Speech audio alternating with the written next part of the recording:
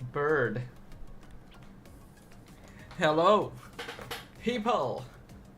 Welcome to the stream. How are y'all doing? How was everyone today? Look at this bird. Observe his squishiness.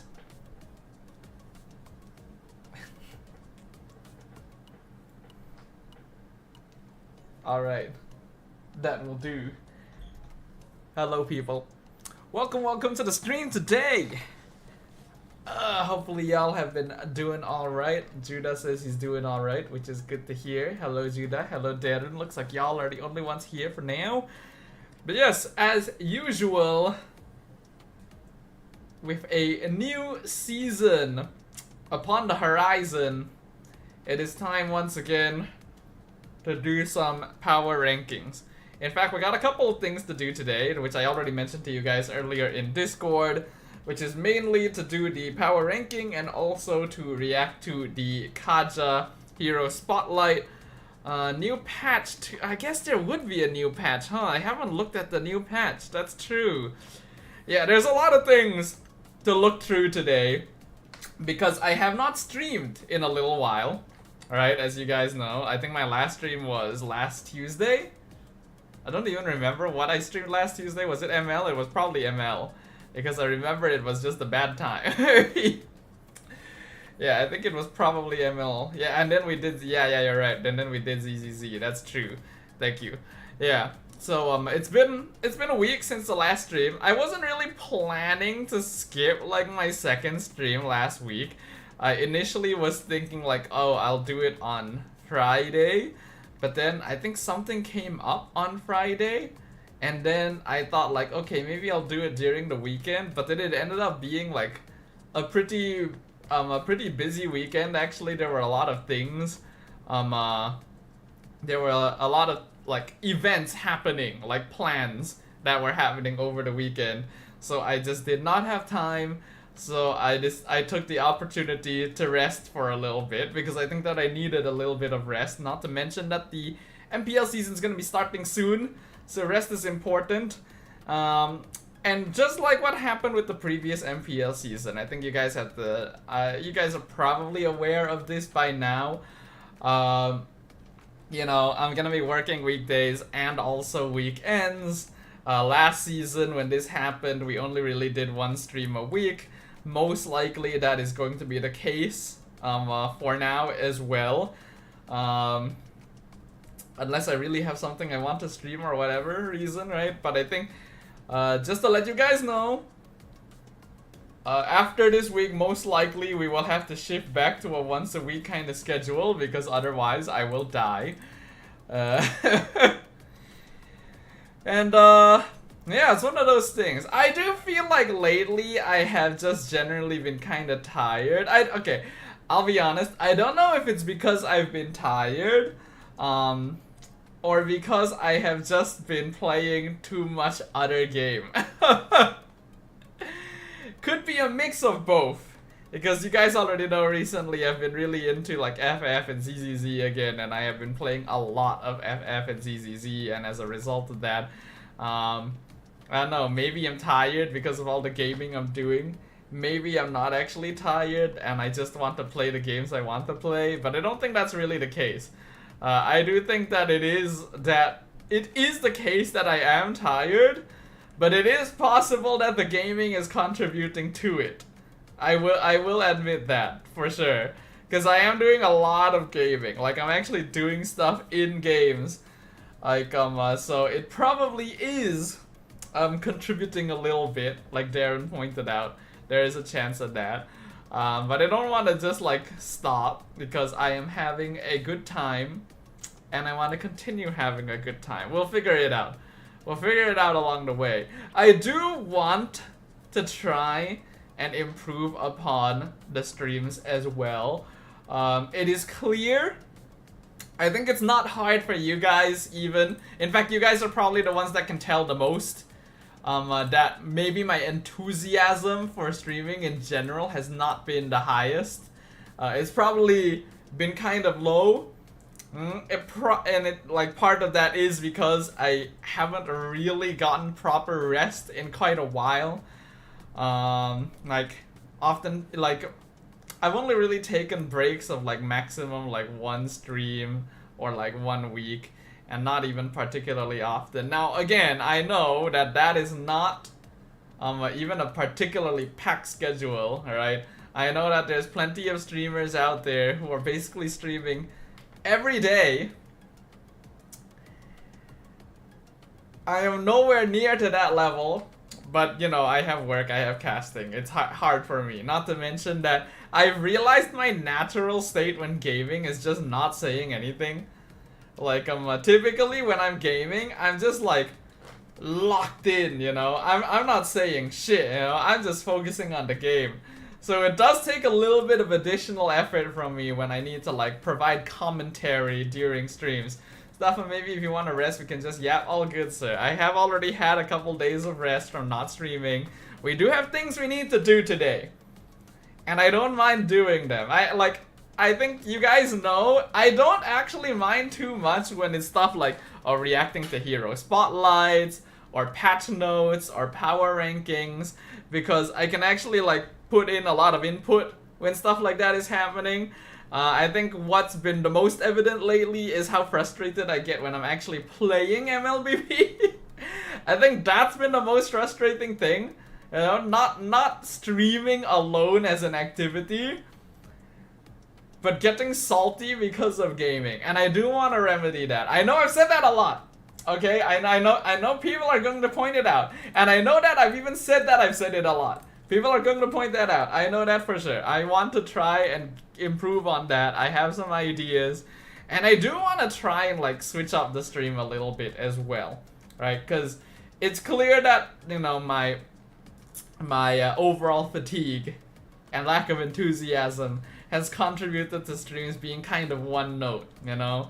It's just kind of the same thing every time we go live. Either I'm just like, I'm playing MLBB, or I'm playing ZZZ, or we're yapping. That's about it. That's all we really do. We don't really do anything too special. Even that one time when I tried pulling out the wheel again to do funny things in ranked, I ended up getting a little bit tilted because of it. Even though I told myself before the stream started that, hey, I can't allow myself to get tilted because of this. I'm literally choosing to do this. This is on me, you know. I'm trying to bring whimsy back. Yeah, I gotta fix that. I gotta work on that. And again, I do need to like improve on the content that I'm putting out. You know, if I do want to improve on my stocks as a caster slash social media presence, I guess. I don't really know if I can call myself a social media presence. You know, I don't really feel like I have much of a presence, but you guys know what I mean. You guys know what I mean. If you're chill stream, maybe can go magic chess. I don't know. I don't know. Basically, I have been really into FF and ZZZ. And I have not had a particularly strong drive to play anything else. Let's just say that. Let's just say that I have not really felt too much like, yeah, go for it once a season, Magic Chess. Is that just our pattern, you know? We just play one stream of Magic Chess every season. Dude, I haven't played Magic Chess in so long. I think I would have no idea what's going on anymore. Since it's less tilt. Yes. But I think one thing you have to note,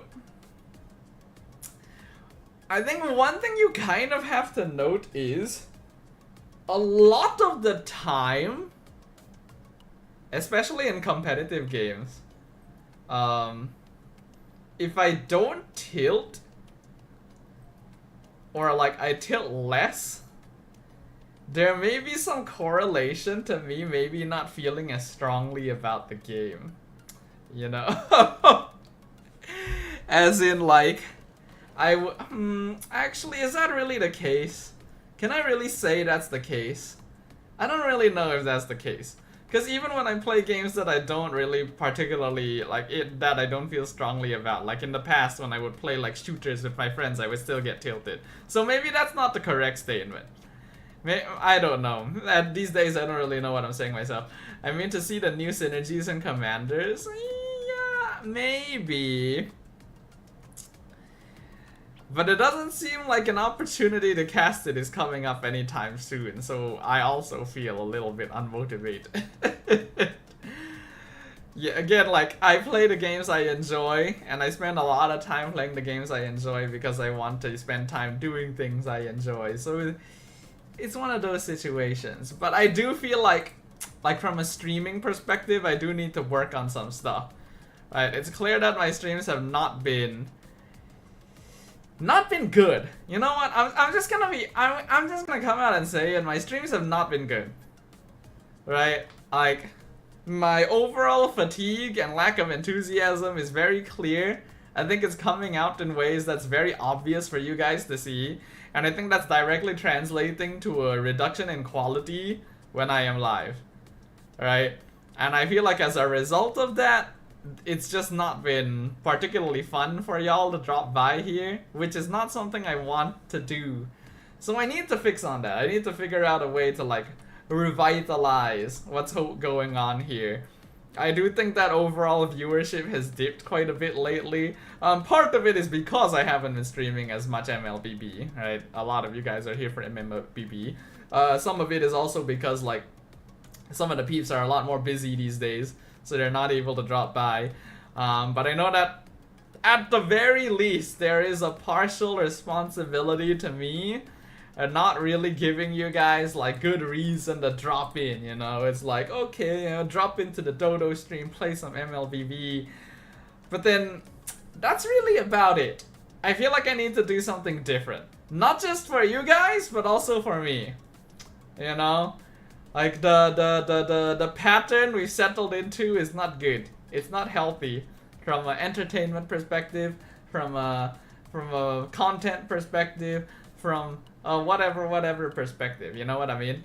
So yeah, I want to try and improve on that. Now it is going to be kind of hard to do so when MPL is starting, because again, like, I'm gonna be getting really busy again. And even though I'm saying all of this now, I have a feeling that like the fatigue is going to catch up to me again too, because like I am gonna once again be working 6-7 days a week for like 2 months.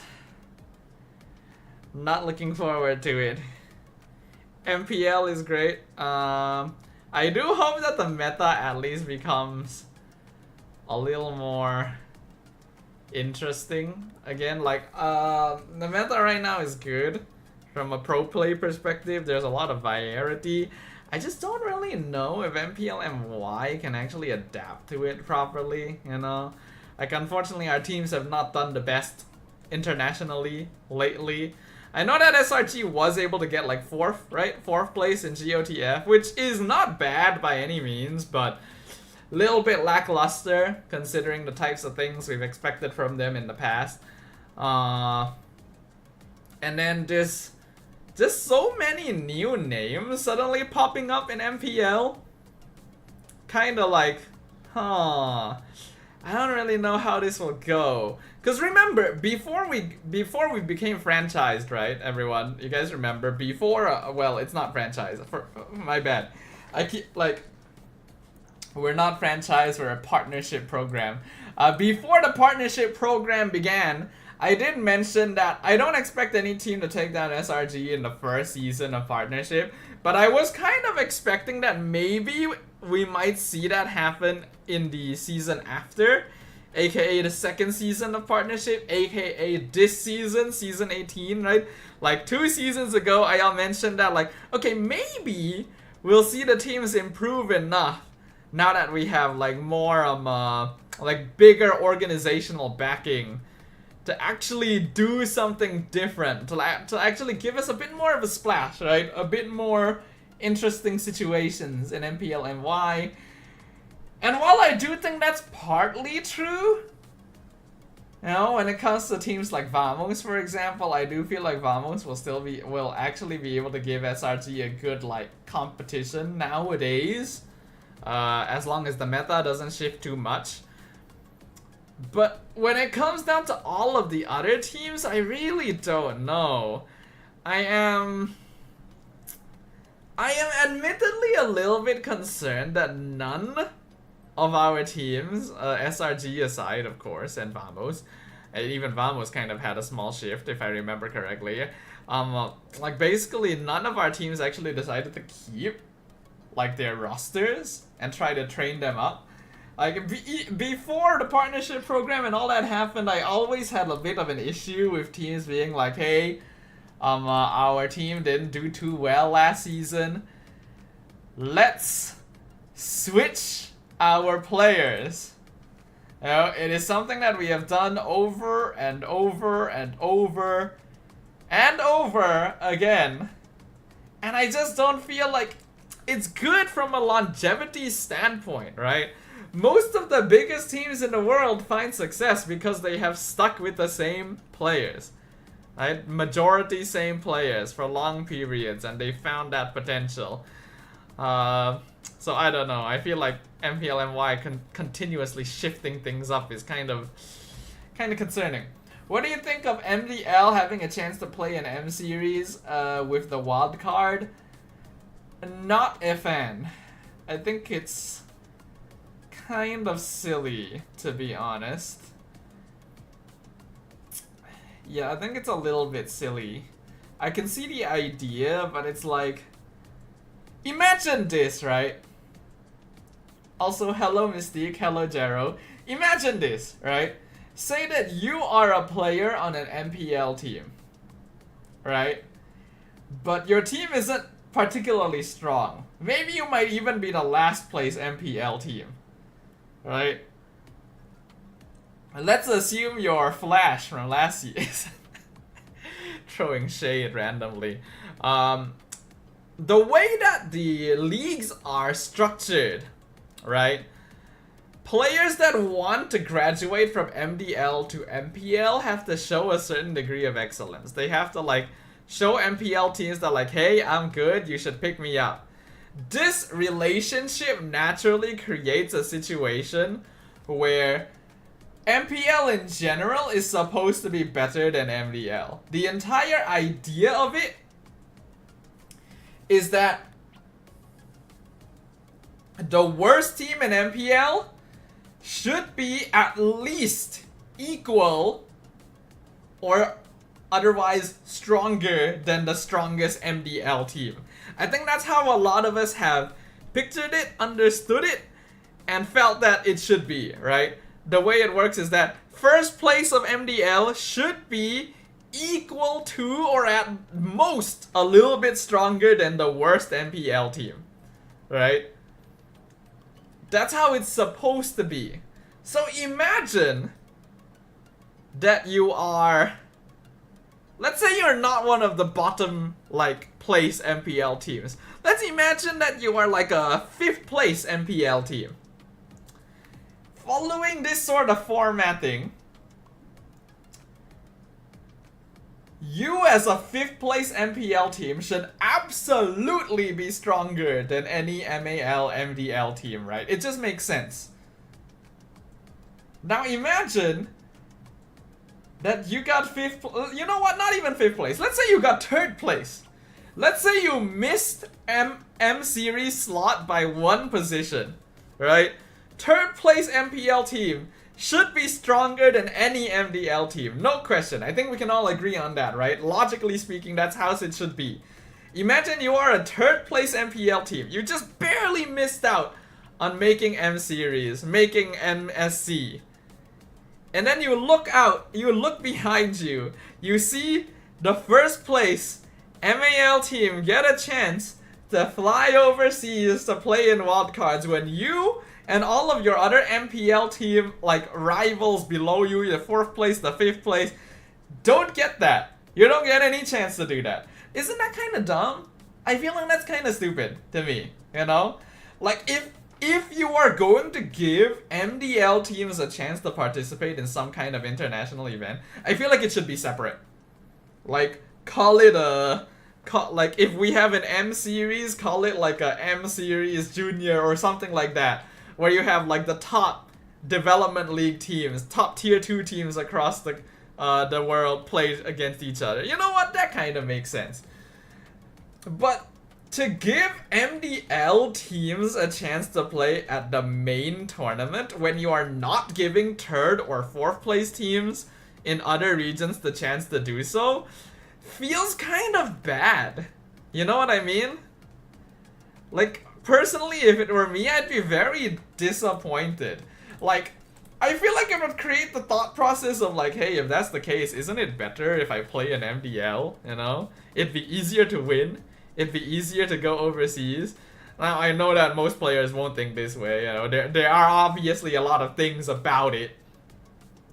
But you get what I'm getting at, right, guys? I think you guys kind of understand what I'm trying to present.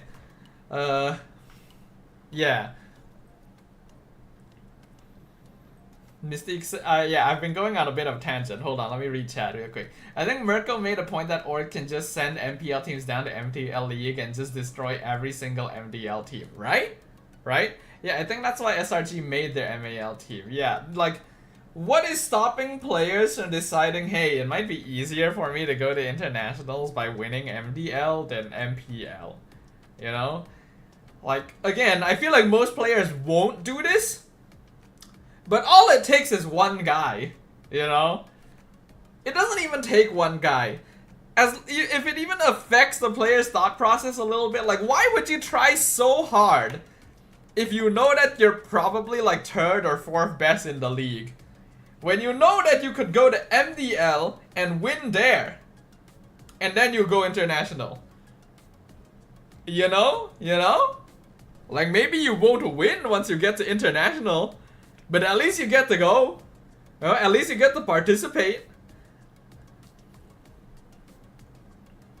I feel like it's a really weird choice. Again, it would make a lot more sense to me, like, if they were doing some kind of M-Series junior level, you know? Like, yeah, you get what I mean. A separate tournament. Then, okay, sure, bring all the best development league teams together. And that could be a good way of getting eyes out there, you know? Like, show the world that, like, hey, this MDL player is pretty good. Maybe you should pick him up for MPL. Yeah, you could do something like that. But if you're just, like, giving them the opportunity to participate in M-Series, and again, like, picking them to have that slot instead of, like, third place teams, fourth place teams. Heck, in some regions, the second place team doesn't get to go. Instead, first place tier 2 gets to go. You know, there's a bit of an imbalance there. I just realized those hand motions mean something else. Please do not clip that out of context. The one guy is the unkillable Demon King DJY. How is DJY doing, actually? How's his squad holding up? Yeah, I don't know. I feel like it's weird. Yes, some MDL teams are probably pretty strong. And I imagine that, like, MLBB is trying to make it so that, like, teams that, like, give tier 2 teams a little bit more to work for, you know? Like, it's like, if you work hard, you can represent your country as well, instead of having to play through an entire other league to do so. But I don't know, I feel like it's supposed to be a step-by-step process. He's playing an MDL, yes, I'm aware of that. How is he doing? I think though, Winton's trying to give the newer players a spotlight because there's some teams who are rumored to play family or trust the process. But if you keep trusting the process, where they go? Like, again, I get that, sure. You know, give new players a chance to have eyes on them internationally is big. But don't do it at M-Series, man. You don't do that at M-Series. Like, imagine, alright, think about it this way. Imagine in, like, the World Cup. You know how, like, every single country in the world has to participate in qualifiers, and then they have to face each other to even qualify to play at the World Cup?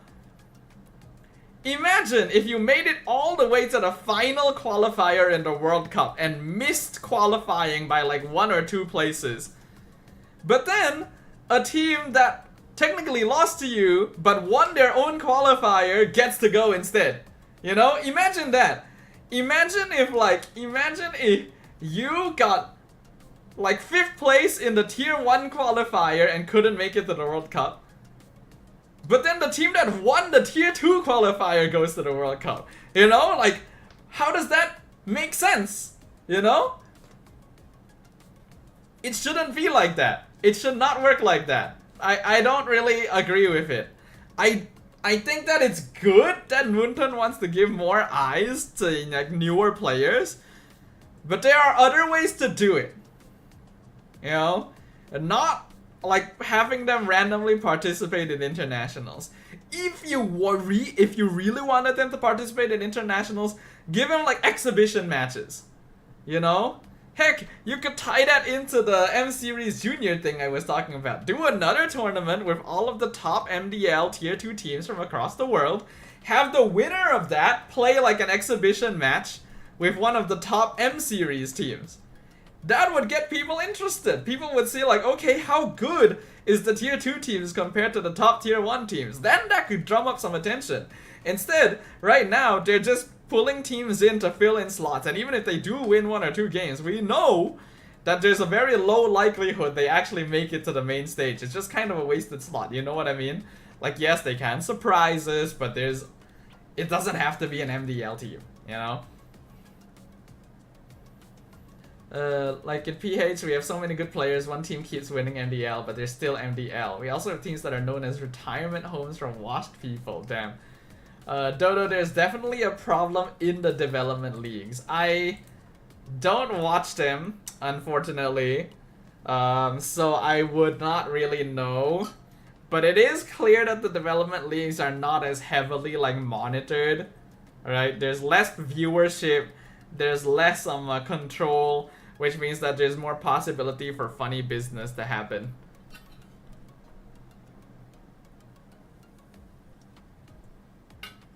Dodo, why don't you create a team with your viewers to prove the point? What, you want me to make an MDL team? You know how difficult that is, dude? You think I can afford to pay people? But yeah, basically, TLDR, I like the idea that Moonton is doing. I don't like what they're doing. You know, I like that they are considering giving more spotlight to tier 2 players. I do not think that should be done by giving them a slot in World Championships over tier 1 players. That's how I would say it.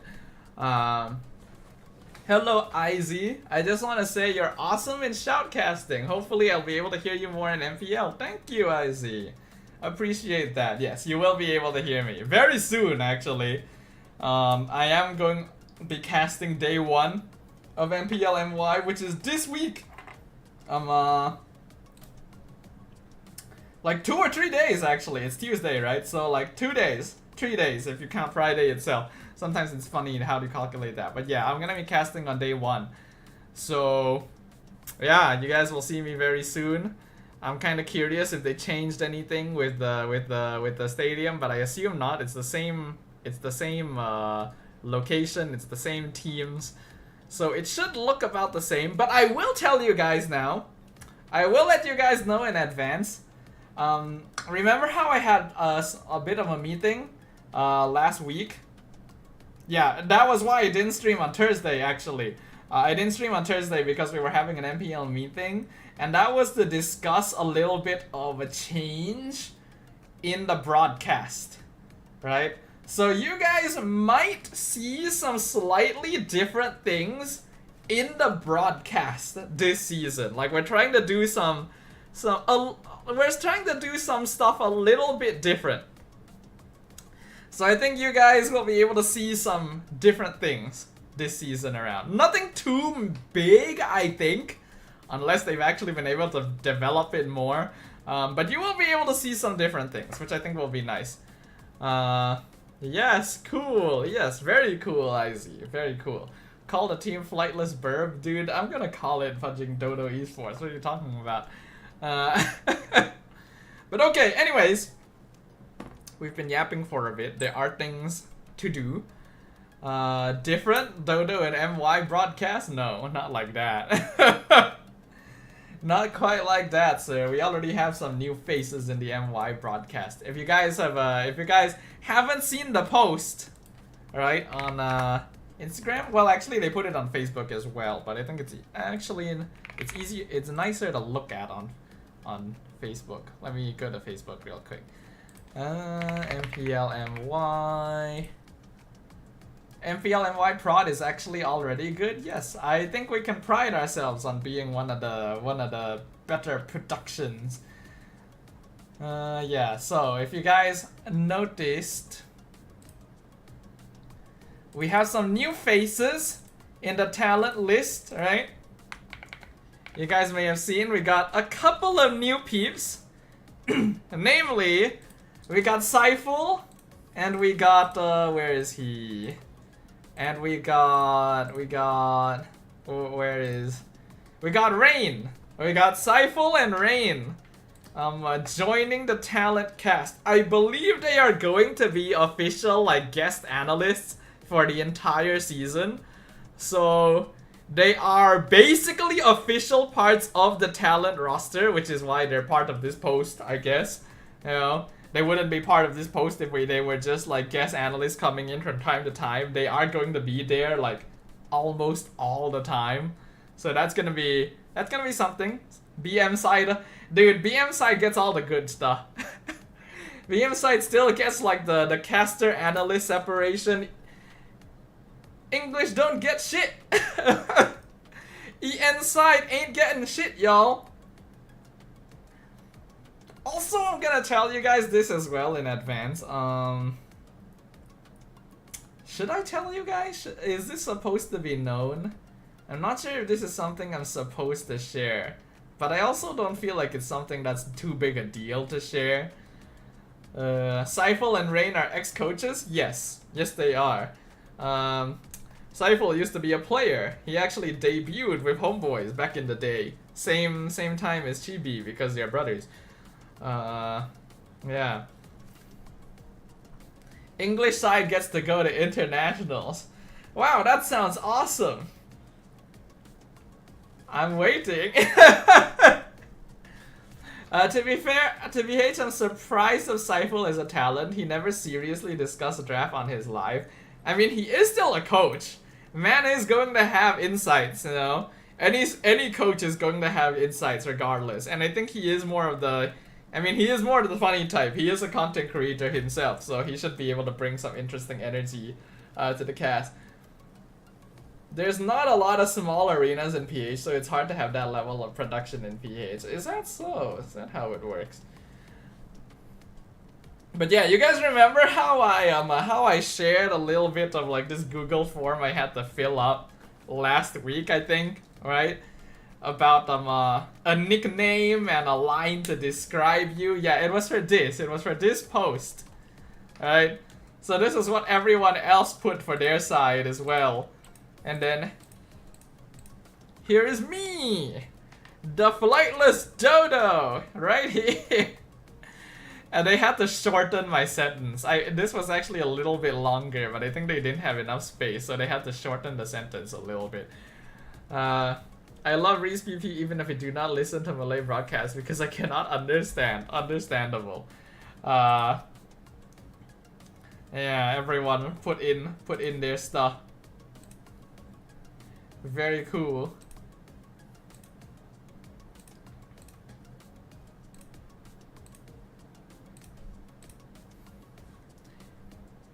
Aren't dodos already flightless? You gotta emphasize it.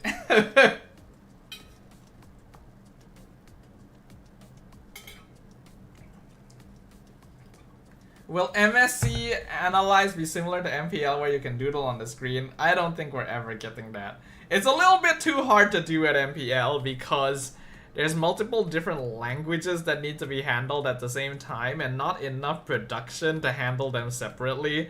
So it's a bit hard to do an analysis segment where you can draw because it means that only one language can draw, and then it would be kind of weird if one language can draw because oftentimes we will use the same feed. So what, like say if Malay got the chance to draw on their analysis segment, it would mean that we on the English side would also see whatever they were drawing, but we don't know what they're drawing it for. We would have to guess, which is just not a very good it's just not a good way of doing it. So it's easier to just not draw and have each side handle their analysis segment themselves. You like LaFels? I think LaFels describes it pretty well, you know. Moonton's golden child, because he really is unstoppable energy, unpredictable chaos. It's a very good. Honestly, I feel like a lot of the peeps did a good job with their descriptions. I feel like a lot of the peeps' descriptions are good. I don't understand Cyphals, but I assume it's like an inside joke. I don't actually know what this means. The comedic obviously makes a lot of sense for Mars, and then his line is just, you know, a joke. With great power comes great money. He's clearly not describing himself, he's just putting something up there, which makes sense because he's that guy. The international caster, Gideon's just the professional, you know. This is like, this is a magazine cover headline. No jokes, no BS. Dude's just made in MY. Then like, obviously Rose's nickname is well known. You know, I don't think there's any doubt about what her nickname is supposed to be. Husky. Natural highlights is an interesting one. I don't know if he means his hair or his casting, though it could be a double entendre. And then he's got the wordsmith with wanderlust thing going on, which definitely feels like a little bit of a thesaurus, but also could be. Then we got LaFell. LaFell's great. Moonton's golden child. You know. We got Reese, the keychain rapper caster. I don't know what this means. I guess this is an inside joke, but a small girl with a powerful voice is also a very good description. Where's you? Hello, baby water. In a moment. Then we got Adine, the storyteller, sets the tone, leads the talk. Adine is also, you know, pretty. I feel like Adine could have had a slightly more unique one. I feel like this is just a very proper title that feels a little bit vague at sometimes. Then we got this is just a nickname that Karakuri uses, that we all use, you know, behind the scenes, Mr. Kester Palat, because he can't enunciate R's. That's just the way. That's just like what he's been known for. Keychain means small person. I don't know. Is that what it means? Is that a thing? Then we got Rain, you know, the theoretical. By the way, when I saw this post, they spelled it wrong. They spelled it wrong. That's supposed to be an E, I'm pretty sure. Unless I'm wrong. But I don't think that's supposed to be an I, you know. As someone who has always been very confident in his English language, I'm pretty sure this is not spelled correctly. So that's a bit unfortunate. And then we got me, the flightless dodo. I really didn't know what to put in my line. I'm still struggling to figure out what exactly the casting persona is here, guys. I know I've been doing this for what, 8 years now? Still haven't figured it out. It's not an easy thing to do when you don't have like the type of personality that stands out the way that peeps like LaFell does, you know. But I am just a dodo, so it's fine. And we got Shamilo, loud talker. I don't know what that means either. I really should get to know the inside jokes that are happening on the other side. And we got Poji, the hype man, which honestly is a very accurate description. It feels a little bit like overly professional for what Poji does, but at the same time it's very fitting, so I think that's fine. No hero encounterable. Are you an ego drag coach back in the day? Who knows, man. And we got Safe over here as well. Every match a legendary tale is good. And we got the King of Pantun. This is also a known nickname. I think it's a lot easier when you actually have a publicly recognized nickname that the community uses. So, yeah. You should put the only dodo that can fly. The problem is I can't fly. I am flightless. I don't even walk everywhere, dude. I sit in the car. But yeah, so we got all the casters back as per usual.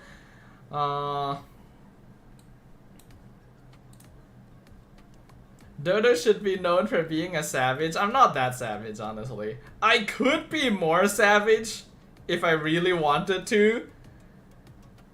But I don't really want to. I feel like if I went too savage, I would get in trouble. Like, I would actually get in trouble if I like, really went all the way savage-wise. Hold on. Is this all of the team portraits? Looks like it. Yeah. They did them all in the style of like movies, huh? The problem is, I'm pretty sure these are AI. Because that does not look like Zorn. I'm pretty sure a lot of these are AI. You could tell from some of the faces.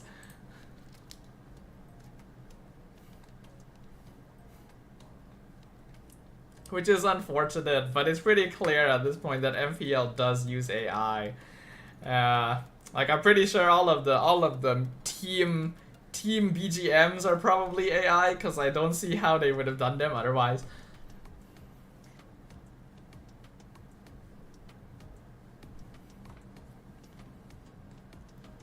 But yeah, alright, so, like I mentioned before, we got a couple things that we want to do on stream today, so I probably shouldn't yap for too much longer. So we want to do a team power ranking, which, by the way, it's a lot easier to do a team power ranking this season because I don't have to change any teams. Now that we are a partnership program and all the teams are locked in, I don't have to put in new icons or take out old ones. I can use the same ones, which makes my life a lot easier. And then besides that, I haven't watched Kaja's Hero Spotlight, and then we probably have patch notes that we need to read as well. I don't really know in what order I should do these. That's the thing. Yeah, I don't really know what order I should do them in. I guess I can start with Kaja, since that one is a little bit like, I'm a bit late to react to Kaja's Hero Spotlight. I will definitely admit, like, normally I react to Hero Spotlights like maximum maybe 2 or 3 days after they release. But, you know, because I did not stream for half of last week, I have missed out on reacting to Kaja's Hero Spotlight for a week. So I should probably just go ahead and do that. Yeah. Oh wait, it came out 2 weeks ago? Dude, what? For real? Wait, hold on. Why is the formatting different? Hold on.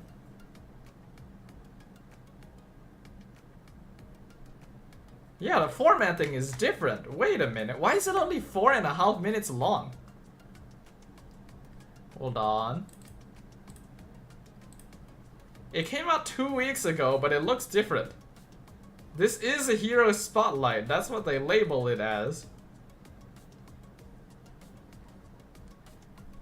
But it's only 4.5 minutes long. And from what I can see of the preview, it looks like they've done it slightly differently.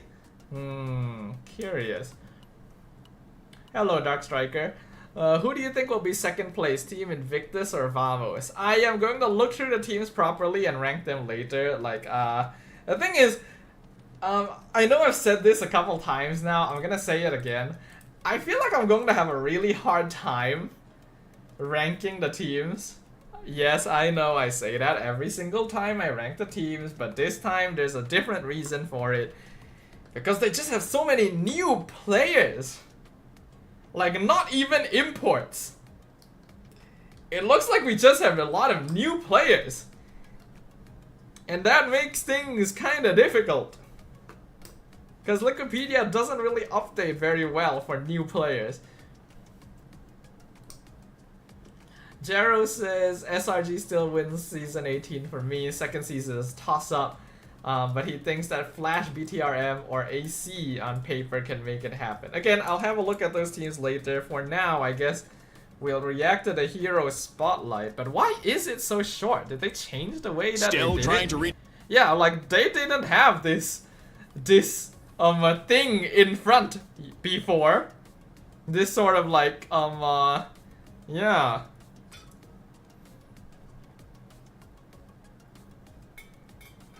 Hey, wait, they have a timer.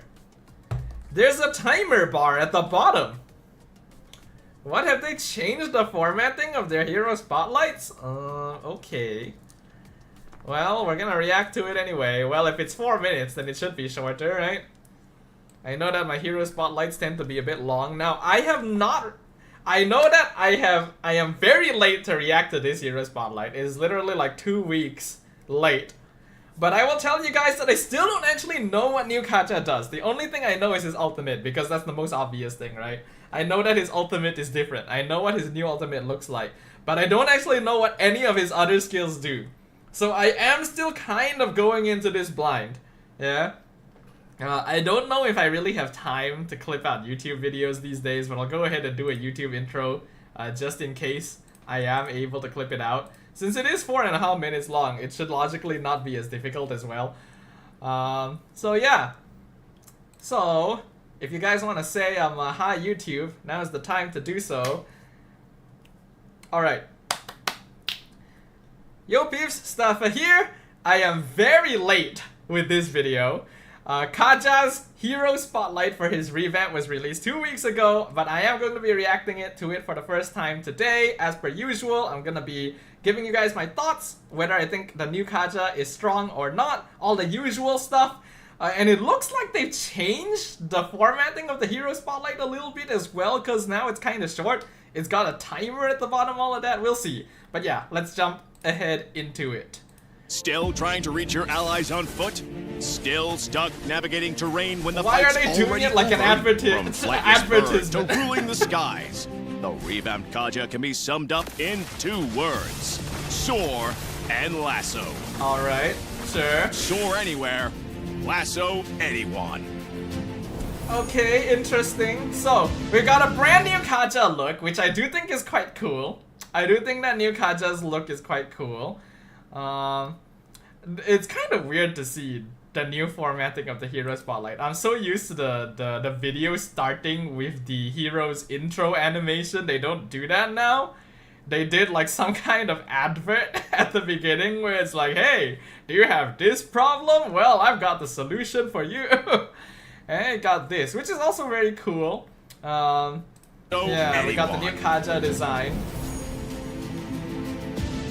And they say that his features are fly over terrain, soar anywhere, crowd control. I have seen the ultimate, so I am not completely blind going into this hero spotlight. I have seen what his ultimate looks like, but I don't know anything else yet. So the other skills will be a fresh reaction from me. First up, Kaja's passive skill. We kept its paralysis effect and upgraded it. Hitting with Kaja's skills will slow enemies and reduce their damage. Slow enemies and reduce damage. Okay, not too different from his old passive. Making it easier to pressure enemy carries. All Moving right. on to his first skill, Kaja releases a ring. They're going very fast. No wonder it's shorter. Normally they hover on the skills a little bit longer. So Ring of Order, still the same. Of primal lightning, damaging enemies and healing himself. Scout pushes, recover HP, interrupt recalls. Kaja can now fly into the enemy jungle like a true fearless roamer. Okay, I'm gonna say this for the last time. The way that the narrator is describing it also sounds like he's doing an advertisement. Like, listen to this, dude. Kaja can now fly into the enemy jungle like a true fearless roamer. Sorry, not Kaja that part. can now fly bushes This of part. primal lightning, damaging enemies and healing himself. Scout This pushes, part. recover HP, interrupt recalls. Kaja can now fly into the enemy jungle like a true fearless roamer. From a short dash to full flight, Kaja's second skill is a highlight of this revamp. Kaja dashes to the target area before entering the soaring state. While soaring, Kaja can fly over terrain and his basic attacks become AoE. AoE, alright. So, I didn't comment too much on his skill 1 because it's the same skill 1. I think the only real difference is that it heals him now. I don't even remember if it healed him before, actually, because I played very little Kaja. He's actually a hero I don't know much about, even back then. So unfortunately, I am not too clear about the notable differences. It looks like he does heal himself, but he might have done that before. Let me know in the comments if he did. It did heal before? Thank you. It did. Ignore what I'm saying. So yeah, skill 1, exactly the same from what I can see. I'm wondering if it still maintains the old behavior of it does more damage on the edge. It did do that before too, right? Dude, I did not play Kaja. I'll tell you now, I only just bought Kaja, like actually just unlocked and bought Kaja a few weeks ago. You guys saw me do it like on stream. So I really don't know much about Kaja other than the fact that he had a suppress. And they took that away, which is kind of weird, but skill 2 is definitely different. It was a very short dash before. Now it is a dash into flight. I'm wondering if this can be interrupted. Like if he gets CC'd during the dash, because it doesn't look like he's CC immune right during the dash. To the target area before entering the... Oh, never mind. Never mind.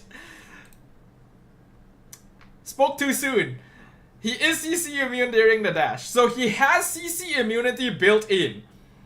Which means that yes, he will guarantee enter flight unless he gets suppressed. And now Franco is the only hero that has an on-demand suppress in the game. But we'll discuss that more once we get to his ultimate part. But yeah, I think flight is very nice. The fact that it's combined with a dash as well gives him a lot of mobility, which is something that Kaja was really seriously missing before. Like his entire job back then was to lasso someone, pull them to his team, but his dash was so short and hard to use. So this is definitely the biggest notable upgrade already. Entering the soaring state. While soaring, Kaja can fly over terrain and his basic attacks become AoE. And it looks like he can fly for quite a long time as well. I'm assuming the yellow bar is the duration of flight in this case. And then his attacks become AoE. Which means that they will also apply his passive in an AoE, which does help actually. It feels like it would be pretty strong, the fact that he can apply his passive, but I'm gonna need to look a little bit more specifically about how his passive works, because right now it just says that it paralyzes and slows, and unfortunately this is one of those cases where I did lack some information about old Kaja as well. I'm sorry, I did not play this hero. I know I'm a caster, but I did not really know the things that he does. You will realize that sometimes us casters are bullshitting. In this state, his second skill's cooldown is shortened, and hitting an enemy hero with it reactivates his soaring state. Oh, he can keep flying and smacking people. I feel like I have to play Kaja now, dude. He's actually just a bird now, and as a dodo, I kind of feel like it's on brand if I play him. But I don't... Hold on. So don't panic when a melee enemy is on you. Use the terrain to your advantage to block off first panic when hitting an enemy hero. So it looks like he can stun people by running into them. Did the narrator mention that he did that? Because it feels like he didn't say that, right? Did I miss that somewhere? From a short dash to full flight, Kaja's second skill is a highlight of this revamp. Kaja dashes to the target area before entering the soaring state. Yeah, he does not mention that it is a knockback and stun. That's kind of important. You know, I feel like that's kind of important. Am I wrong? You know, like, Kaja dashes to the target area before entering the soaring. Very slight knockback and stun into flight, and then it goes on a shorter cooldown where he can like dive bomb people. State. While soaring, Kaja can fly over terrain and his basic attacks become AoE. In this state, his second skill's cooldown is shortened, and hitting an enemy hero with it reactivates his soaring. Yeah, so you notice his bar went up a little bit when he hit someone with his skill 2 again. So I imagine that he can't stay flying forever, right? And that would be way too OP if he could fly forever. But it looks like if you are able to get enough CDR on him and constantly like pump this attack out, he can remain flying for quite a long time. So that is pretty strong. State. So don't panic when a melee enemy is on you. And then, hold on. The narrator not describing the things that he does is kind of weird. Normally it's a lot more detailed when we go through these hero spotlights. That reactivates his sword. So yeah, that is also a slight knockback and stun. So it is also a very good interrupt. And considering how low the cooldown is, I imagine that if you just build a lot of CDR, he's gonna be flying like a long fudging time. Which is really annoying. But at the same time, he has to remain somewhat melee. It doesn't look like the cast range of this is very long. Let's with see. It reactivates his let me see if I can pause on the circle. and hitting an enemy hero with it reactivates. Damn it, it's so fast. It's so reactivates. fast. Damn it. My old man reaction Hero timing. with it How did I get the circle before the range? Dude, are you kidding me? I just want to see the circle. I'm just gonna do this. I'll get it eventually, guys. I'll get it eventually. Okay, there we go. Took a moment. Okay, actually, you know what? That is kind of a big range. That is actually a lot bigger than I thought it would be. I thought that it was melee based on how close he was to Zilong in the demonstration, but he can actually fly pretty far. So he doesn't even need to be particularly close to keep spamming this. He can just keep flying around and like dive bombing people, which is kind of funny. I feel like you kind of have to build CDR Kaja at this point, because that just feels like the most annoying way to play him. It depends on the numbers, on whether or not he can be built as a DPS as usual. I imagine that he is more of a sustain fighter type based on the fact that he wants to build CDR, the fact that he has sustain built into skill 1, and then he wants to keep reapplying passive. Feels like he wants to be a sustain fighter. Activates his soaring state. So don't panic when a melee enemy is on you. Use the terrain to your advantage to block off pursuers. Kaja's ultimate received the biggest change. And then from this is solo a gank big to a setter's dream. Kaja's whip now lassos in it. So it's now called Divine Binding, not Divine Judgment. Gonna have to remember that. Entire area, trapping enemies inside. He can then drag them along while the lasso tightens. Since the ultimate has a cast delay, timing is key. Aim for the enemy carry in the backline. For Kaja's skill priority. So yeah, this is a very, very strong ultimate. But like I mentioned, I have actually seen this ability already, and in fact I have read a little bit about how this ability works already as well on like subreddit and stuff. So basically, he has a cast time where the circle has to come up, right? While the lasso I think you guys are already aware of Since this. the ultimate has a cast delay. So right, you can see the circle needs to come up for a short moment. I believe that during this phase of the ultimate, it can still be avoided. Like, you can still dash out of it. You can still purify it. Like, if you apparently if you purify during this phase of the ultimate, you can still escape it. But once the lasso comes up, I believe that you cannot dash through it. I'm not too sure if you can flicker through it. I have not tested that yet, because surprisingly I have not seen a lot of Kaja in my games. You guys might be letting me know very soon. But I believe that when the lasso is actually up and the circle is formed, it actually is kind of a suppress, where enemies can move, but they literally cannot leave the circle no matter what. Now again, this requires testing, because there are going to be different interactions, right? Like what Darkstriker mentions, does Hirara's untargetable count? Does Sora's untargetable count? You know, will Purifies get you out? Like, if 1-1 ults inside the circle, will she be able to escape? There are a lot of situations that require testing as to how this will work. What if Marcel freezes people inside the circle? Do they still get dragged along, or do they freeze where they were standing? You know, those are all things that you kind of have to test.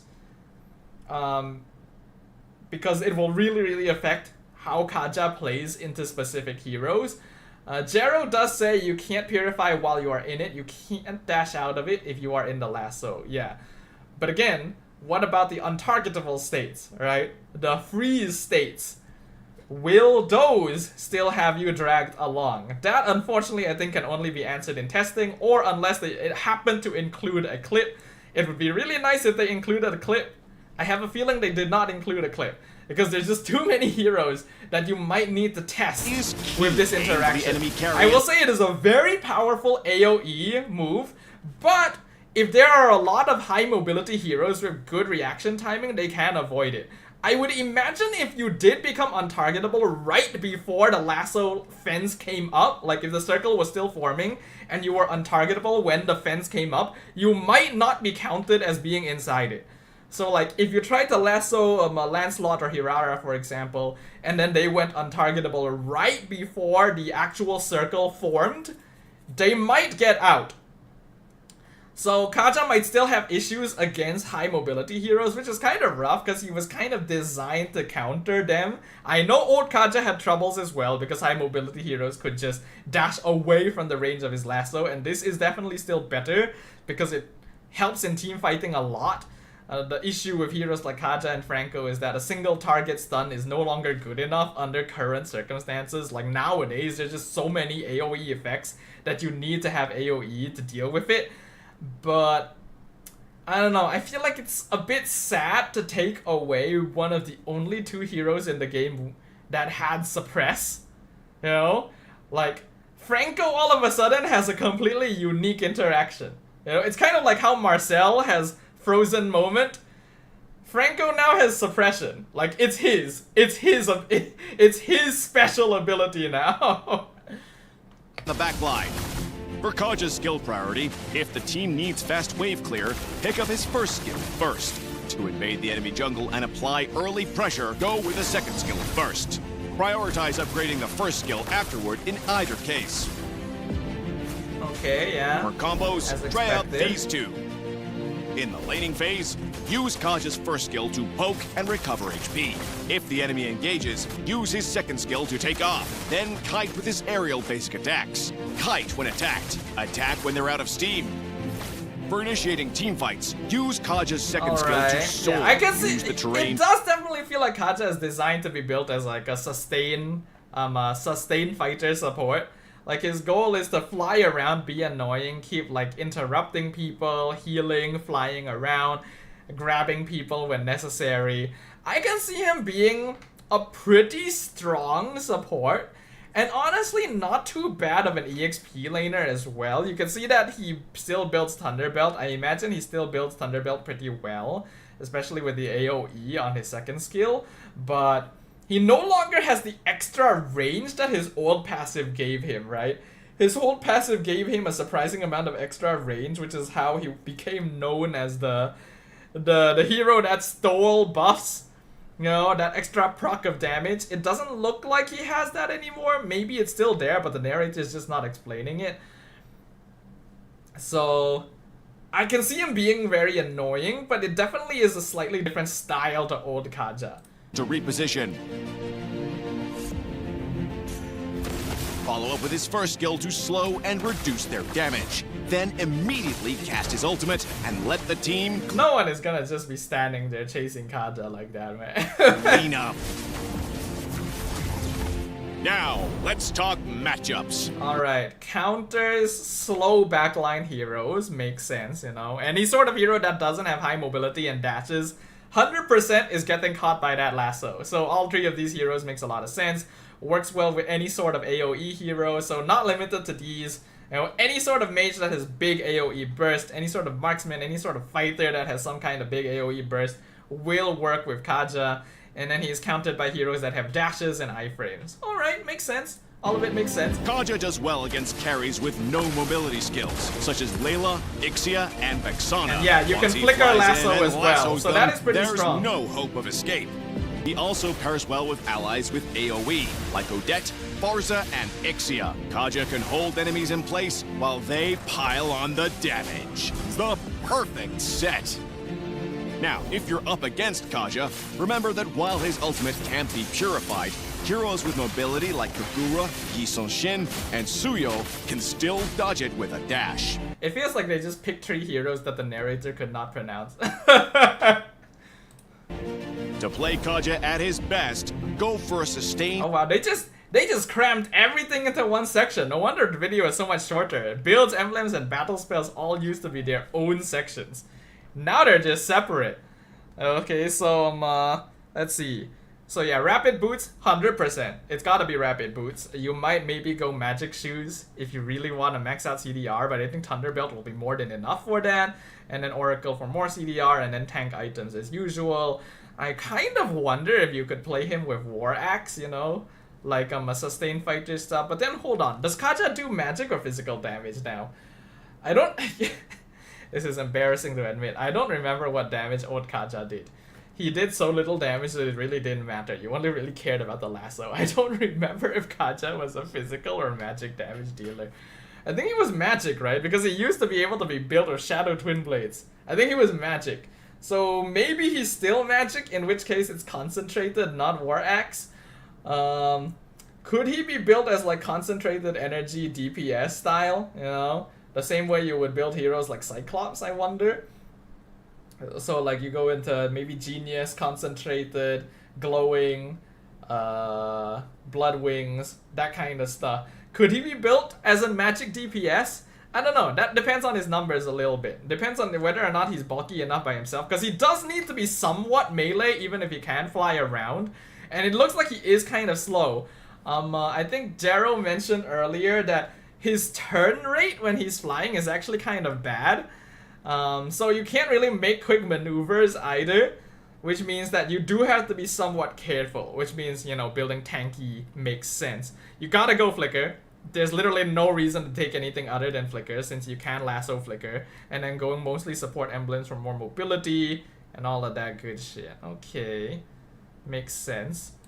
And Pope But yeah, I'm playstyle. kind of curious if you For could Kaja's build Rapid Kaja Boots helps him get around as the map a faster. sustained And DPS. Thunderbelt is great because he can quickly get stacks from his AoE basic attacks while soaring, making him more tanky while boosting his damage. Oracle boosts the healing from his first skill, improving his sustain so he can stay in the fight. Yep, makes sense. We recommend the support emblem for Kaja for more survivability and movement speed. Choose Flicker as his battle spell and combo it with his second skill to drag enemy carries from further that is away very for allies strong. to blow up. If you don't For have players enough who enjoy mobility on your fast, team, aggressive roamers like Khalid, Hilda, or Marcel, Kaja offers that same fast roaming and in and out teamfight playstyle. Give Marcel, I agree. Hilda and Khalid? Oh wait, hold on, I'm blocking it. Yeah, they're saying he has a similar playstyle to these three heroes. Marcel? Yeah, I can see it. Hilda, Khalid though? I don't really think so. I think those are a lot more aggressive heroes compared to what Kaja is going to be able to do here. But yeah, okay. I can see what they're trying to do with Kaja. He is meant to be... I think he is very similar to Marcel. Like, I will definitely agree on the Marcel archetype, where he kind of wants to keep flying in and out, just whacking people to apply passive, being annoying by constantly stunning through dive bombs. And then he has one big AoE, similar to Golden Hour, to be able to catch people. Yeah, I think that's fair. That's fine. Not being able to purify is also very huge. So it does kind of act a little bit like suppression still. You could call it an AoE suppress, but they can still technically move and cast spells inside the circle.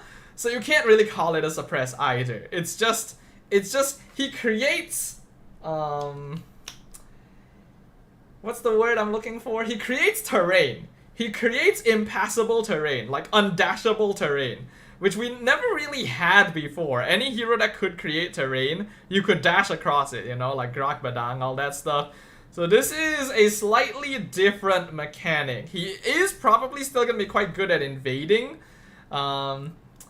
So Judah is correct in that maybe they're referring to the fact that Kaja's good at invading, but it depends on how tanky he starts out at with level 1, because I don't think Ring of Order is a particularly strong harassment tool at level 1. And there's a lot of mid lane roam combos that could absolutely F up a bird if he tries to invade early on, especially with all the assassins around too. So I think that he's more similar to Marcel than these two. Like, he can invade, but I probably wouldn't recommend it unless the situation was right. Kaja try and rule the sky.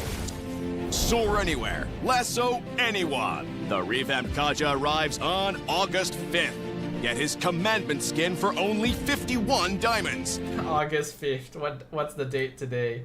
August 11th. I am 1 week late from his release, 2 weeks late from the Hero Spotlight drop. Good job, Dodo. But yeah, seems like a pretty strong and get Kaja at 30% revamp. off during launch week. I'm actually kind of surprised that up until now I haven't actually seen much Kaja in rank. Now admittedly, he does get banned a good amount of time, which is part of the reason, but it feels like people don't really pick him even when he's not banned, which is kind of surprising. I have played one game versus a Kaja, and I got bodied. Cause like, you actually just cannot escape the lasso. It's kind of crazy. If you have enough damage on your team, like, anyone in that lasso is F. They are dead. They are not getting out of that situation. I kind of wonder if he can catch Hanabi. Cause like, she's supposed to be CC immune when she has the shield up. Like, obviously if the shield is down, then yeah, he can definitely catch Hanabi, but what if the shield is up when the lasso is appearing? Does she just walk out of it? You know, what if the shield comes up after the lasso appeared? She probably can't walk out after that, right? I think that's just how the lasso is programmed.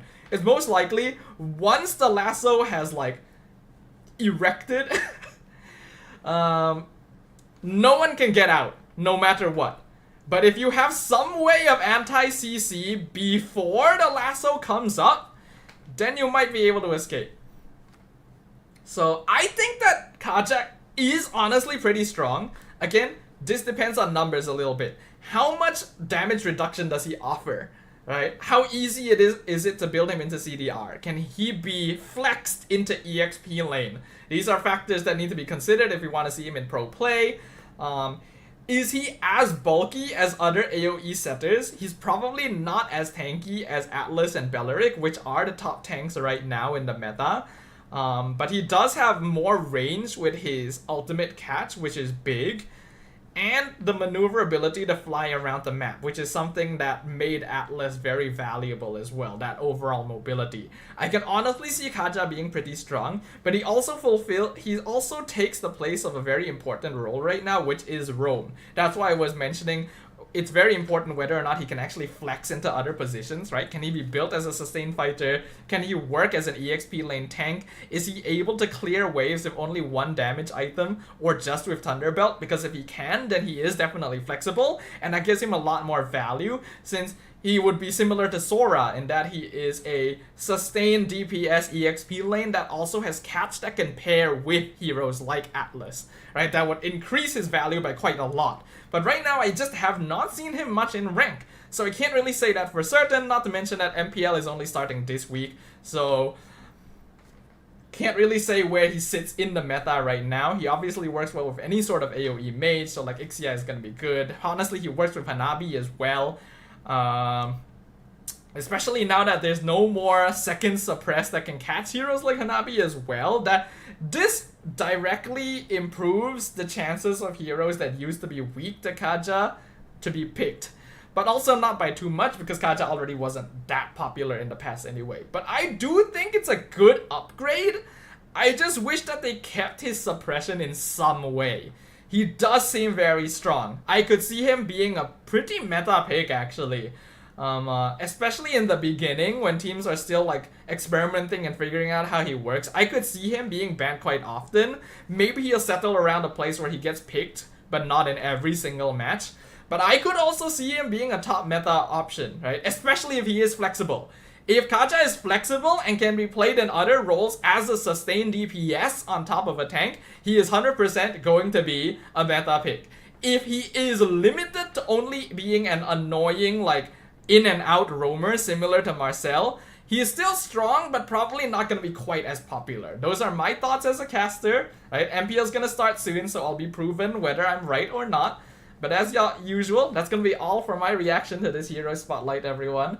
Leave a like, comment, and subscribe if you guys enjoyed. Let me know what you guys think of the revamp. Since I'm kind of late with releasing this video as well, you guys will probably have gotten to try him out already in ranked. Let me know what you feel about him, and I'll see you in the next video. Bye-bye. Okay, YouTube section done, everyone. Yeah, that's good to know, because up until now I really did not know what Kaja did outside of his ultimate. I will be honest.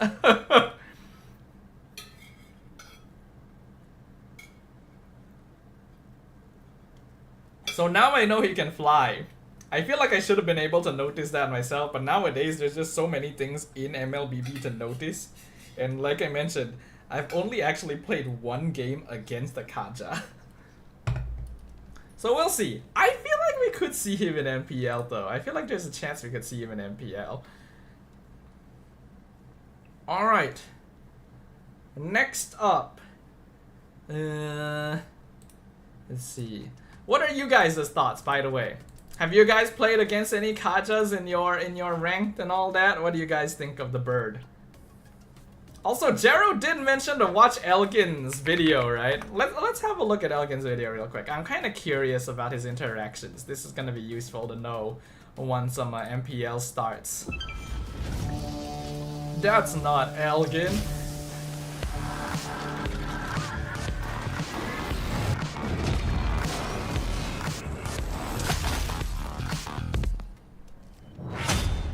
I've tested revamped Kaja's ultimate against every hero in the game, and here's what I found out. Okay. Hey guys, what's up? So in this video, we're breaking down what Kaja's ultimate can do, Wow, which it skills trapped can counter it, Matilda. which skills it can counter, and how it interacts with some special skills. But first, let's start with how the new ultimate actually works. Kaja now throws a lightning lasso at the selected area. After a short 0.5-second delay, every enemy hero inside the area takes magic damage and becomes trapped for 2.5 seconds. While the lasso is 2.5 seconds active, is a long Kaja time, can move dude. around and drag it along with him. The radius also becomes smaller as he moves, forcing every trapped enemy closer together. This is But keep in honestly a mind, really this strong pulling ultimate. effect only restrains the enemies. It doesn't prevent them from attacking or using their skills, which means it doesn't cancel Odad's ult, Farsa's ult, Oh, that's interesting. or Franco's ult.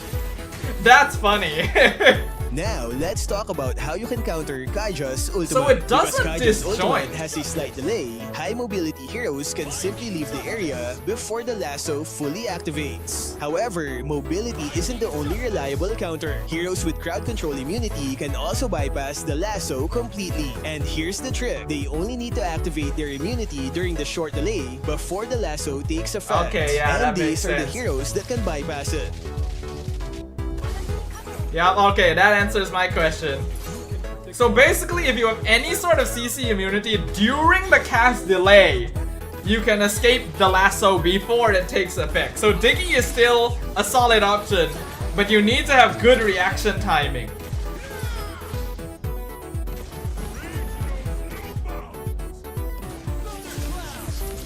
Alright, yeah, this answers a lot of questions. This is very useful.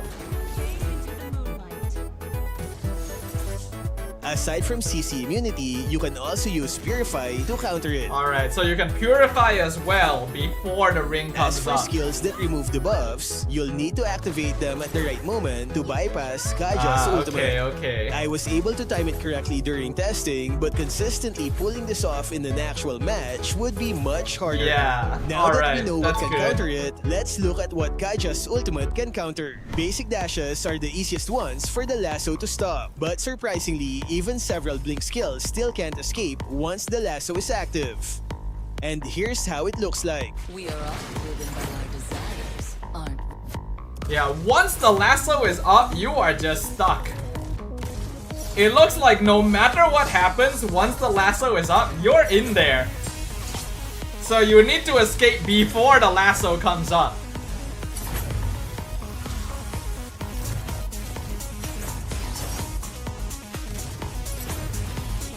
Damn, you can't even BMI out. Wow. Finally, let's move on to the interesting interactions I've had. Can And you alt flicker with Kaja like Minnow alt flick? No. I am pretty sure you can't. Because you are not casting it from where Kaja is standing. You are casting it on a specific position on the ground. Right? It doesn't emerge from you necessarily. I'm pretty sure you are choosing where to cast it. So even if you were to flicker away, I'm pretty sure the lasso still comes up wherever you initially put it down. Honestly, this was probably the most fun part of making the video. Wow, okay. That's interesting. It actually stops everything. Wow, even got taught? Whoa.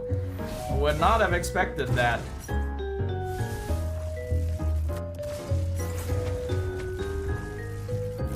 Oh, okay, okay. There's a very important interaction here as well. It doesn't count as a wall. You notice that? Grok does not hit anything with his ult. This does not count as a wall. It is a very unique structure. That's why you can't dash over it.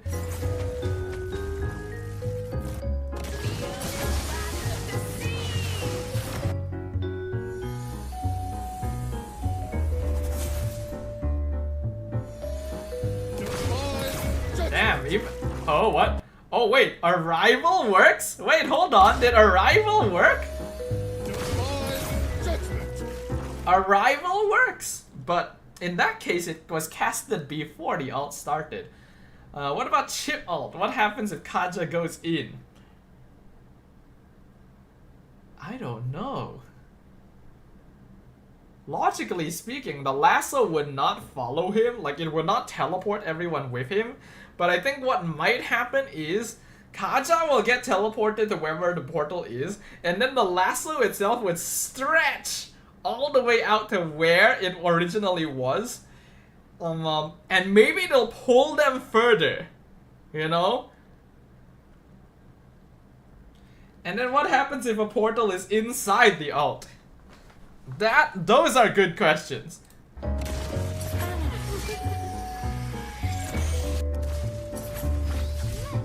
Oh, Ogi Shadow Kill able to get out.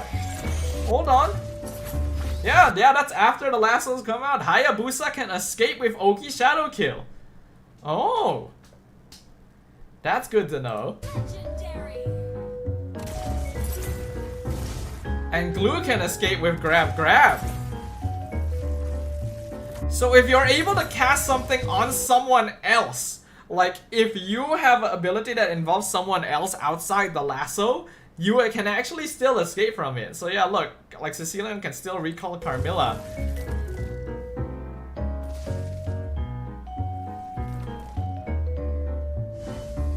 How about Loi ult? That's a good question. Loi ult can get out as well. Okay. Loi is actually a pretty good counter then, no? Because like you can literally teleport your entire team out of the lasso if that's the case. Of course, if the Kaja pulls you out of your ult, then you're screwed anyway, so you might need to cast it well enough. Matilda actually gets dragged along, can't fly out. Black Shoes also gets stuck inside.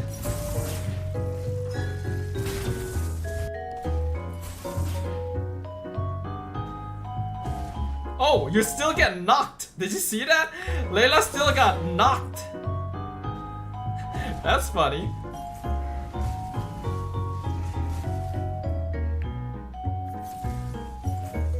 Yeah, this should still do damage. But Saber just does. Oh, this is. Thank you, Elgin! This is why we love you.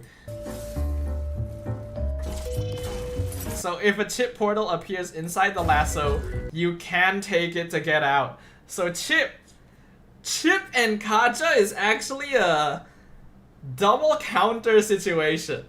Cause Kaja can technically counter Chip by grabbing everyone once they've teleported through a portal. But if Kaja grabs someone and Chip portals somewhere else, everyone inside the lasso might just be able to get out. Oh, Eve is immune! Oh, well that answers that question. I wondered if Wanwan's ult would get her out. Nope, she's still stuck inside. What? Oh, what? That's a bit of a funny interaction there with Obsidia.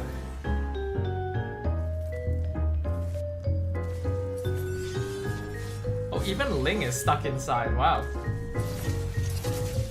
Oh, okay. This is also another good answer. So if people are frozen, they are stuck where they are. You do not want to play Kaja in a game where Marcel exists. Basically, you do not want to have play Kaja and Marcel on the same team. Because like they are absolutely anti-synergy. The chip portal spawn does require a bit of luck though, right? That is true. You can't really say exactly where it'll appear next to you.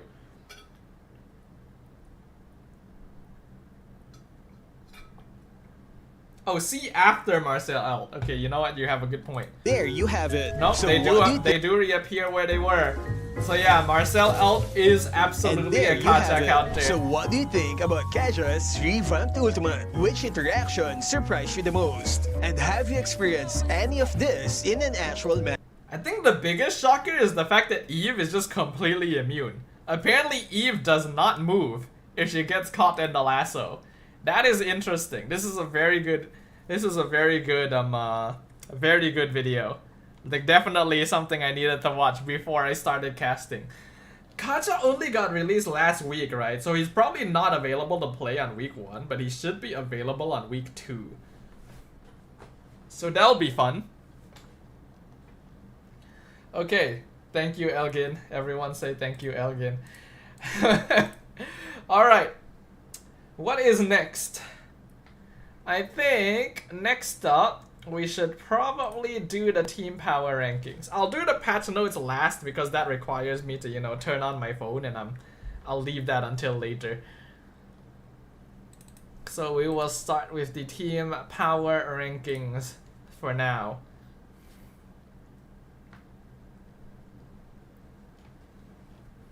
Alright, so this was my final power ranking at the end of last season.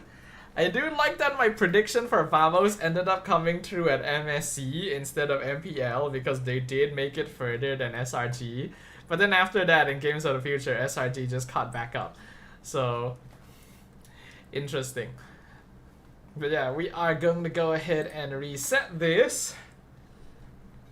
And now it is time to review the new lineups that we are going to be seeing in Season 18 of MPL-MY.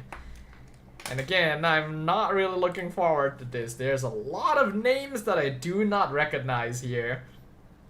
But I will try my best. Now, since the season is just starting, I am not going to bother doing early, mid, late game because I obviously don't know enough about the teams to do so. So we are going to just do the typical, so this is like champion contender, strong squads, the dark horses, and then needs to prove themselves. This is how I did it last season. I will stick to it this season. By the way, Gojes is an MAL. Oh. Well, actually, that's not too surprising. Man's been out of commission for so long, and like, last season he only got to play a couple of weeks before he was replaced, which is kind of sad. And from what I could see of the few weeks that he did play, it didn't seem like his skills had really kept up, which is unfortunate, but kind of expected.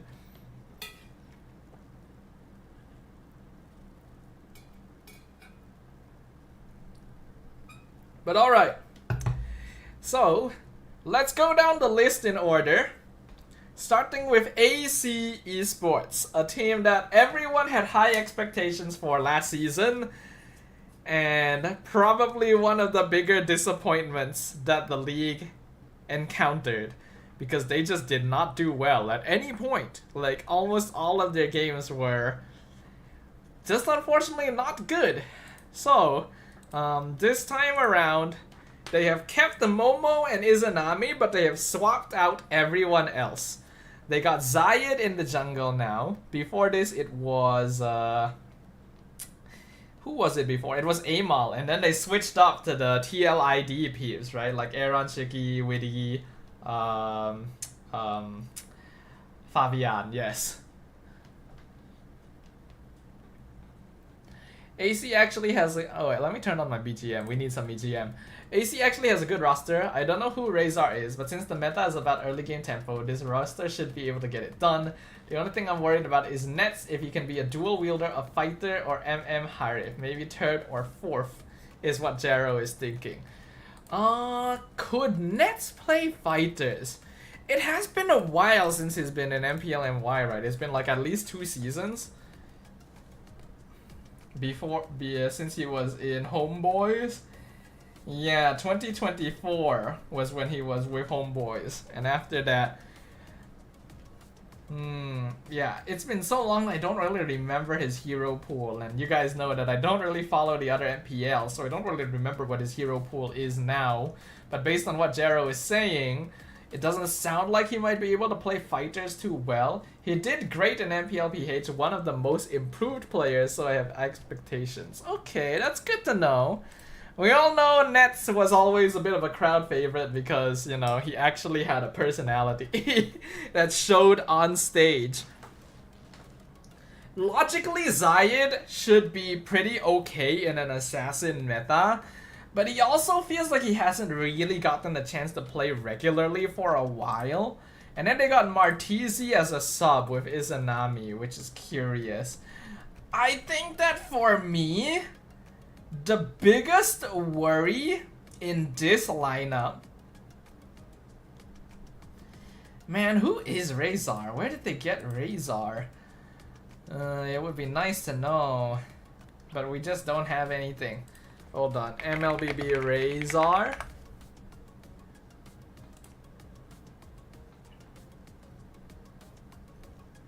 Let's see if esports charts has information. Sometimes they have information that Wikipedia doesn't have. MDL? I am assuming MDL. The question is which team? It's not loading.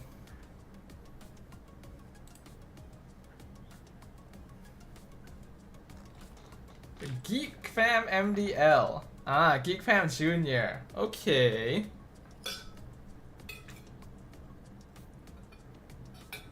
How did he do in MDL?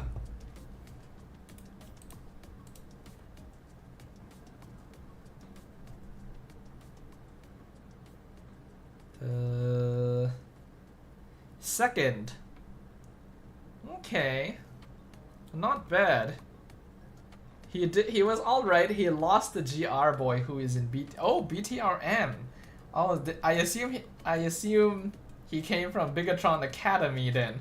So Geekfam Jr. was second place, which is a good sign. Could be a pretty solid pickup. My main worry for this team is how flexible they are, right? Because right now this is a meta where yes, a lot of the time having strong early game micro mechanics is going to get you far, but you also need to have very big hero pools.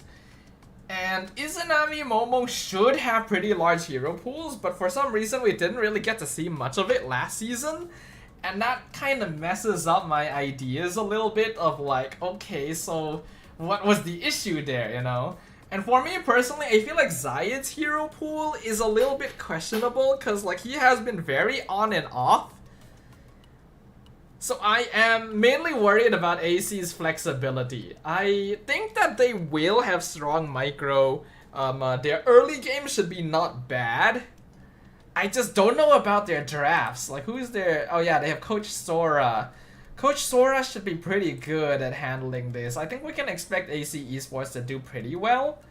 Right? I think I am agreeing with Jero in that they could be top half material. So maybe Strong Squad will readjust this later depending on how things go. Is it okay to send very long message? There's some teams here I have a lot to say. Let's go one by one, Jero. You don't have to send them all at once. You can talk about them when I get to them. No Kaze, hello. Good day to you too, sir. Welcome, welcome. Alright, so yeah, I'm gonna put AC here. They're either strong squads or dark horses. I don't really think they're quite up there, unless it depends on how the other teams look for me. But I think AC has potential. The issue is, this is what we said about them last season, right? Like last season, I put AC in top 3, man. It felt like such wasted potential.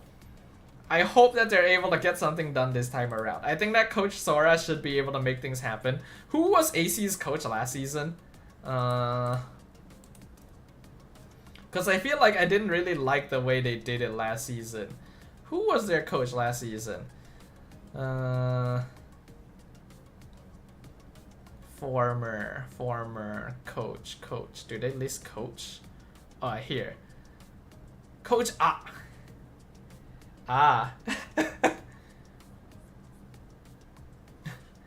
Okay. I think Coach Sora should be good. Yeah, St. Lucas was another team. I think AC are mid-tier. I think so as well. But yeah, okay. I think we can leave AC here for now. And let's move on to Bigatron.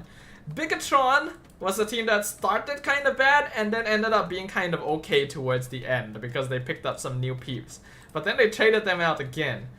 So they are keeping Chibi around, which I think is good. I think Chibi will be able to do quite well here with Chiku. And then like you guys mentioned, we got GR Boy from Bigatron Academy. And then we have James. I think I've seen James before. Where was he from again? Was he Omega? Yeah, he was Omega. And they were 4th place in MPLPH last season, 7th place the season before that. Has he played? He has never played in MY, right? Yeah, I don't think so. No, he has been PH the whole time. Oh, and then ID once. What do you guys think of James? I do remember his face. I've definitely seen his face before. But yeah, gameplay is a little harder to remember. Can we get an MPL-MY caster ranking? You are opening a can of worms that we really should not touch. BTRM should be the safest bet for 2nd slot. James has a history of playing sandbag EXPs back at MDL. Constantly an issue, but he can adapt. Chibi Z and Chiku have shown good performance. And this meta suits them. GR Boy also won MDL ID back to back. Okay, I see. Yeah, if that's what you're saying, then they certainly have a strong possibility here. But would I really put them in 2nd? I don't know. Like, James definitely has a lot of experience. We can see that he's played for a very long time at this point. Yeah, has played in both MPL and MDL, so he definitely has experience in different phases of the competition. We got GR, which is fairly new, actually only got picked up by Bigatron Academy 2 seasons ago, and before that he was with Raja Phoenix and Radiance, another team I would presume. But as you guys mentioned, he has won MDL twice. But he never got promoted to MPL even after that. So that is something to think about. But if you say he specializes in sandbag EXPs, I mean, sandbag EXPs are good in the current meta, but how is his flexibility though?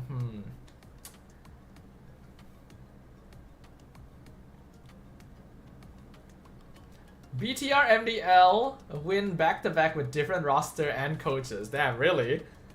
So he wasn't part of the comp before?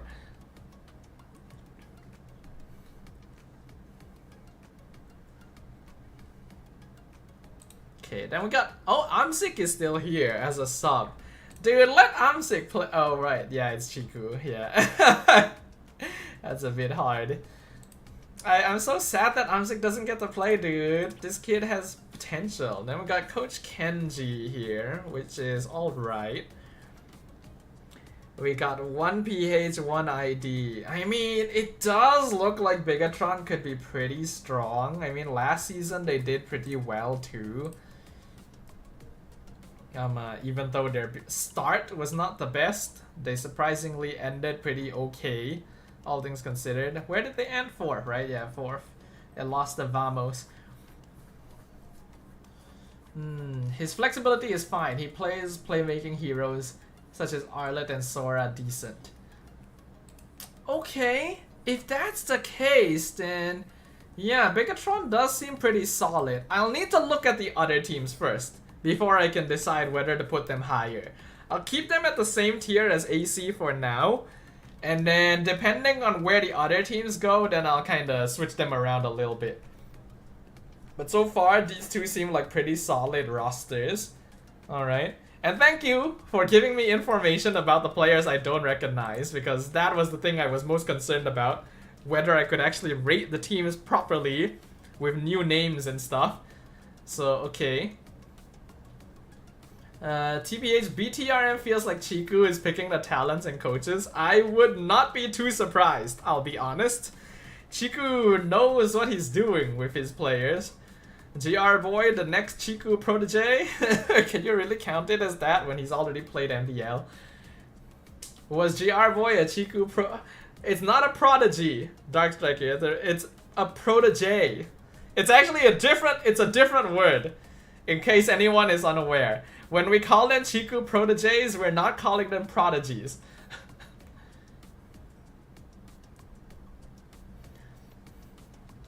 In case anyone doesn't know what that word is spelled.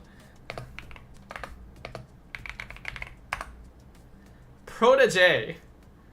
Both of the E's have the accent. That's why it's pronounced like that. A person who's guided, taught, and supported by an older, more experienced or influential person. It's a very accurate term. But yes, it is not prodigy, it is protege. English is weird sometimes because we keep taking words from other languages. Okay. Yeah, so I'll keep AC and BTR around the same level for now. And we will move on to Flash, which was definitely the most unfortunate situation last season.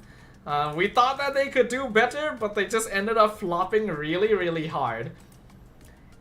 To the point where they have basically a completely different team now.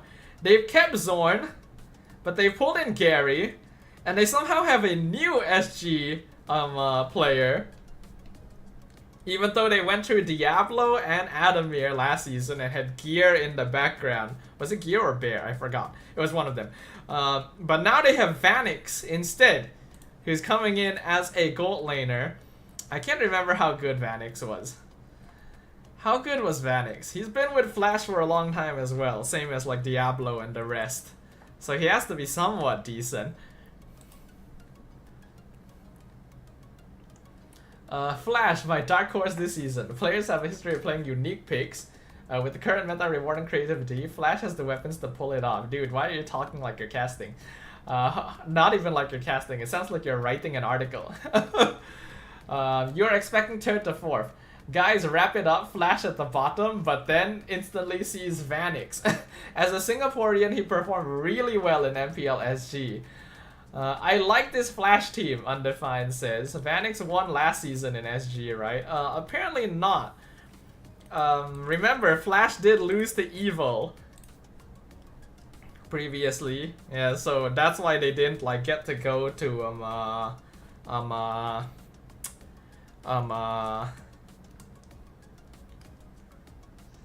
what tournament did they not get to go to? Was it MSC? No, it was M Series. Did Singapore have a rep at MSC? Wait, did Singapore have a rep at MSC? Is MBL SG still alive? A bit funny how they said thank you Zorn and Zorn came back. Well, actually, if you looked at the post, right, they actually did that on purpose. If you read the post correctly where they said thank you Zorn, they specifically said in the description, thank you Zorn, he's not going anywhere. He's still here. They did not get rid of him. They just, for some reason, made a post saying thank you Zorn, even though he was staying with the team. Oh, Ignite Gaming. Right. You're right. Yeah. It was Evil for M Series and then Ignite. Where is the record for MPL? Oh, did Vanix not participate in MP? Hold on. I need to check what happened in last season of MPLSG. I really don't remember. Yeah, Ignite Gaming beat Evil at the end. Okay. And yeah, Flash was no longer... Right. Flash is no longer here because they moved the MY. Okay, yeah, okay. Gotcha. So yeah, we have Vanix, we have Zorn, we have Ukir and Tremar. Jaro says, Ukir, I really hope you can find your footing here because you got outclassed by an MDL ID mid laner. Ooh. PH player from TNC. Now, we have had some strong success stories from TNC, but he has been through a lot of other teams between that. Previously Na'Vi and MPL ID, and they got 5th to 6th place. Not the strongest record, I would say. I wonder why they picked him. Because I don't really remember this player at all. And then we have Tremar TZ, who actually was in TNC recently and also didn't exactly have the best rep. Now, again, we have had multiple TNC graduates who have gone on to do very, very well outside. But can they recreate that? Triamar always came in when I heard about EXP import, but he's so damn expensive. Really? Is he good? Are they strong? Jero already mentioned that Ukir didn't give him a lot of confidence. We got Gary, who's being loaned over from RRQ. I feel kind of bad for Gary. He's never really been able to chase that same success. We thought that last season he might finally return since RRQ did so well in the beginning, and then they just dropped off a cliff. This is a weird team lineup. I really don't know how to read this team lineup. Who is the shot caller? Zorn? I feel like nowadays Zorn doesn't really shot call anymore. So is it Gary? You got 2 Filipinos, 1 Singaporean, 2 Malaysians. You know, Gary should be able to play his assassins, right? He's not gonna do disguise, right? Gary is still a solid player. It's just that he needs the right team. That's always been the issue. Ukir and Zorn, both of them, because Ukir did shot calling for Na'Vi. Okay. They got Malaysian Roamer as a sub. And then, oh yeah, they got Coach Pavs. I will say Coach Pavs is pretty creative with his drafting, right? He has had quite a few success stories in the past. I think we can expect him to do pretty okay draft-wise. I'm just not really certain about the team itself. I get, like, Flash is probably in the bottom half. Either Dark Horse or needs to prove themselves. They got a MAL player for Sun. Oh, he's from Sunfrost's team. I see. Okay. Pops is too creative. Too much. I see. Wait, why though? I don't know. I don't get the vibes, you know? Like, yes, Gary is a solid assassin player. Zorn is a good roamer. I imagine Vanix is pretty solid. Tremar and Ukir are okay. I just don't really know about the chemistry. I'm not too sure about the chemistry. Something about it feels like it's not going to mesh, you know? Maybe I do have a bit of bias because, like, Flash did so badly last season that now I kind of look at their team and think like, oh, they're not gonna do too well. maybe I'm a little biased. I'll leave them in Dark Horse for now. I'm pretty sure we're going to need to do a little bit of team rearranging later on. I'll put them here for now. Honestly, I need to see how well this team actually plays before I can really say anything. Yeah. Like, I can't really be too confident about their gameplay yet. So, I'll leave them there, and then we'll come back to it. Okay, next up. Invictus Gaming. What do they got now? They got Ye3 still. And then we got Lun, Tricky, Rockji, which is rough, and Atan. There's 3 red names on this roster, by the way. That's a little bit concerning. There's 3 names with no Wikipedia page. And then you got Reza as a sub. And oh, we got right, it's still Coach. Dude, I really like Coach Bam and Jess though. I feel like Coach Bam and Jess do a really good job together. It's just that there were clearly some issues with certain players last season that they couldn't really overcome. IG took one of the more interesting routes. No idea about jungle and roam. Rockji is rough and might struggle since he's more of an MM. Actually, no. Rough can play fighters. I can guarantee it. Rough can play fighters. In fact, he's one of the marksmen in Malaysia that I think plays fighters better. Because he's very aggro. Part of the issue that Ruff always encountered back then was that, like, he would get caught and die early in fights because he was too aggro. So if he's made to play fighters, he's actually okay with it. Like, I actually think that he might be a bit more consistent on fighters, if anything. Ye3 could work as a sandbag EXP, but I don't trust his inconsistent playmaking. Tricky was average on Evos before few take over, but the mid meta fits him well, and he could be their carry. With all that said, probably 7-8. You don't have very high expectations, huh? What about Lun? What about Atan? Atan is from MAL, Undefined says. I'm glad they took an MAL player. I hope the gamble pays off. That would be good. Which team is he from? Do we know? Hold on. MAL, MLBB. What was the most recent season? Was it 5? Yeah, it was 5. Where is Atan from? JP Niners, you say? Yeah, okay, there he is. How did they do? They got 2nd place, phase 2. Not bad, actually. Not bad at all. Ruff could play more of a strong side goal laners like Melissa, Brody, and Clint where you need to be aggro. You are right about that. I could see him maybe working out on that side, but there are a lot of newer players here. Trekkie is from Evos. Where is Lun from?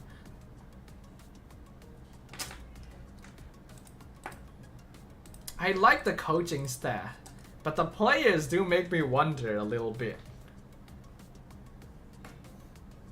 But then again, we did see some MAL players like pop off. Like look at like Z.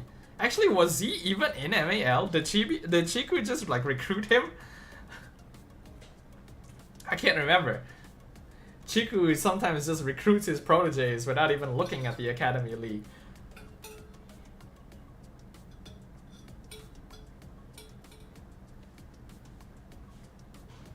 I think new blood is good. But is this the way to go? This season we don't have MLQT. Yeah, MLQT gone. Which is unfortunate, but a little bit expected as well. His performance last season left a lot to be desired, man. I really don't know what the issue was, because like the season before last, MLQT was actually pretty okay. Chiku just picked his Z from the streets. He does. He does that a lot, actually. I don't know how he does it. He just finds them, you know? He just goes rummaging in the streets and finds, like, pro players.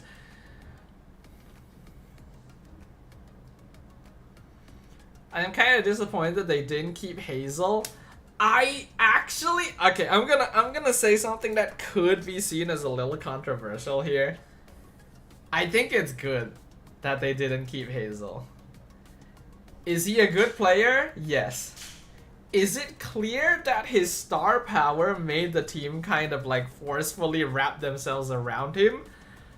Also, probably yes. I feel like overall Hazel probably put a bit too much expectation on the squad to not just like perform well, but perform well with him. You know? I think if IG wants to start anew, not keeping Hazel is probably the correct choice. Is bringing in a new like player the correct choice? Hard to say, but no, sometimes you gotta make the difficult decisions. Where is Lun from, dude?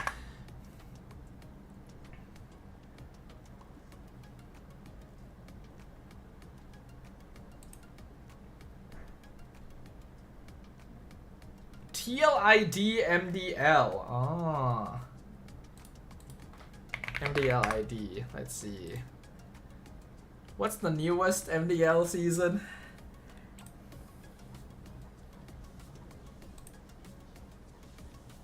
Okay, 14. TLID. Is he? Hold on. TLID MDL. When was this? This was in May, so he has to still be there, right? MDL Indonesia season 13. But that date is from this year.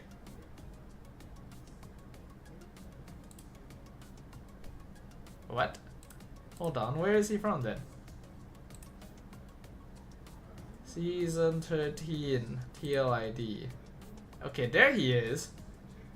Yeah, he's there. So where was he in season 14? Did he move teams? Is he still in MDL? Not having a Wikipedia page is raw. He's in MY now. Oh, season 14 hasn't started. I'm stupid.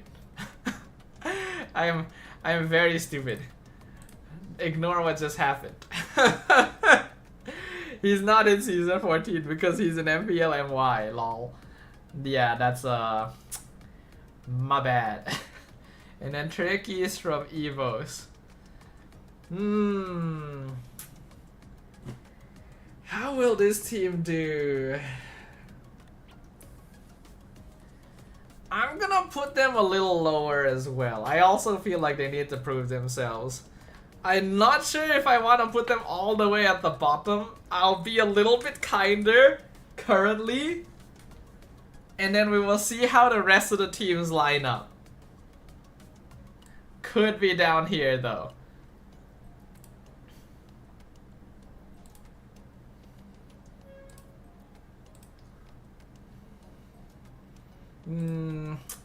I feel bad putting Coach Bam down there. I like Coach Bam.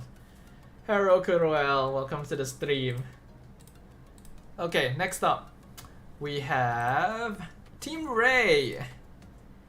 Started badly, ended up doing not too badly, Team Ray, last season.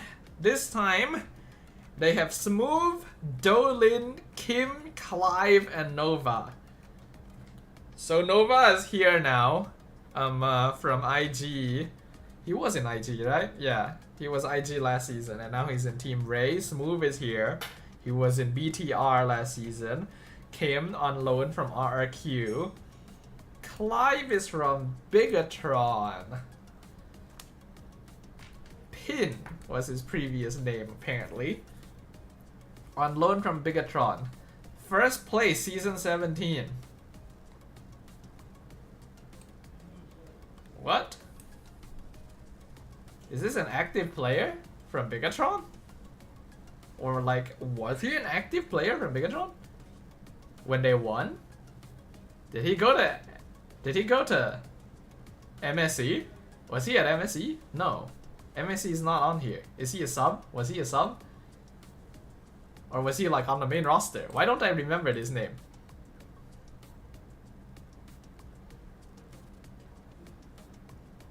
He was not at MSC.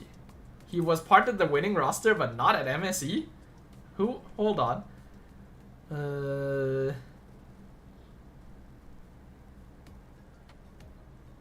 They had Moreno. Huh. There were 2 rosters in the MPL ID team last season for BTR. Oh. Let's see. Dolin had a tragic rise and fall, going from arguably best jungler early to getting replaced by playoffs. With the Team Ray, we've learned not to jump on the hype train too early.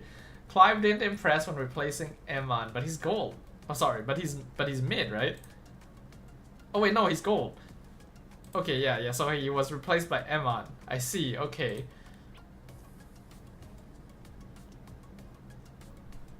There was a Team 1 and Team 2 for BTR. Wow, I did not know that. Where is Dolin from?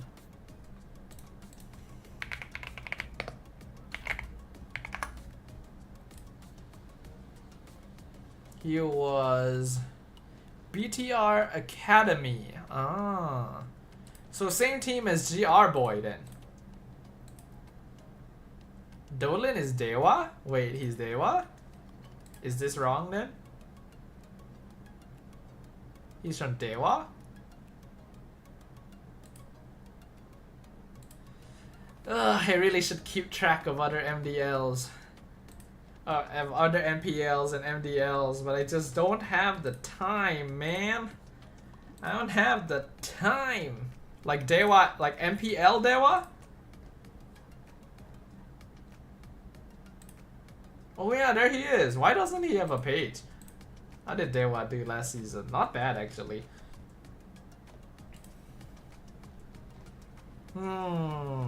Kim is really aggro. Nova and Smooth are more by the book. How would you describe Dolan and Clive's style, y'all?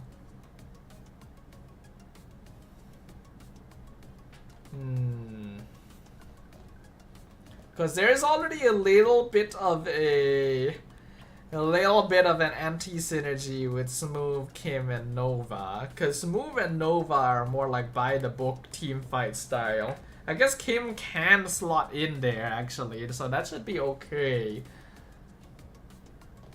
Clive played one game last season before Emon took over. That is unfortunate for him.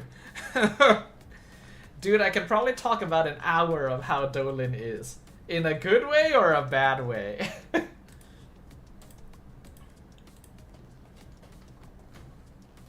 Bro, us viewers glazed Dolan for being so good in the first few weeks. Oh, and then he fell off. What happened? Do you know what happened? Like, were his mechanics not good? Was his hero pool figured out? And all of a sudden a patch happened and he dipped. Oh, did he specialize in a specific type of jungler? Because that definitely happened to some people.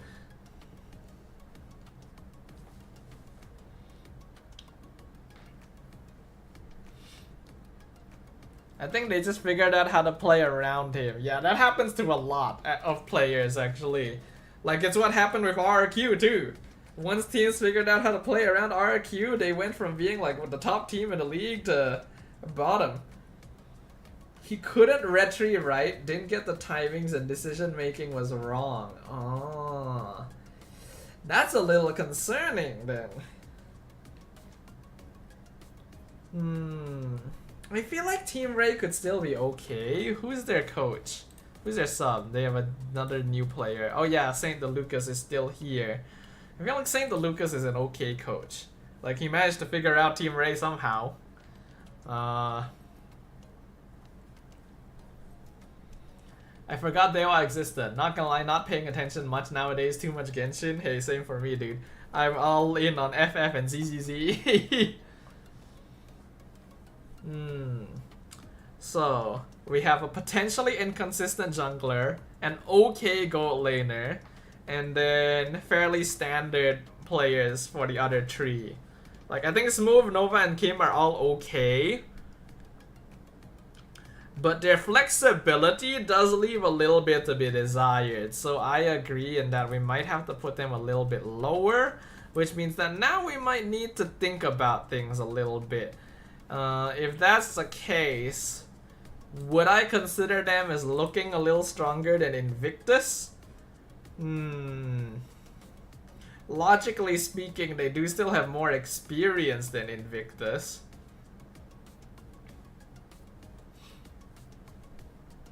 Oh, their sub is also a Sunfrost player. I see, okay.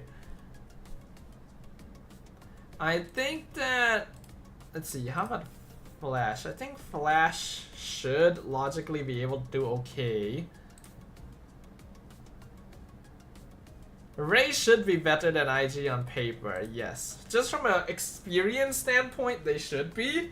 The thing is, nowadays I am a little bit more inclined to look like a little more strongly on teams with new players, you know, because you never know what kind of potential they could have. And Invictus does have more new players, so that could be their boon or their con.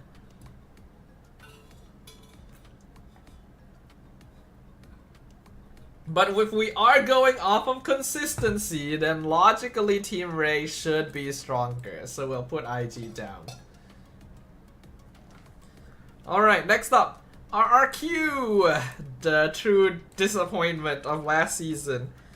2 weeks of amazing gameplay and then nothing after. They have completely revamped their roster. Just totally different. Not a single player left. Except AJ as a sub.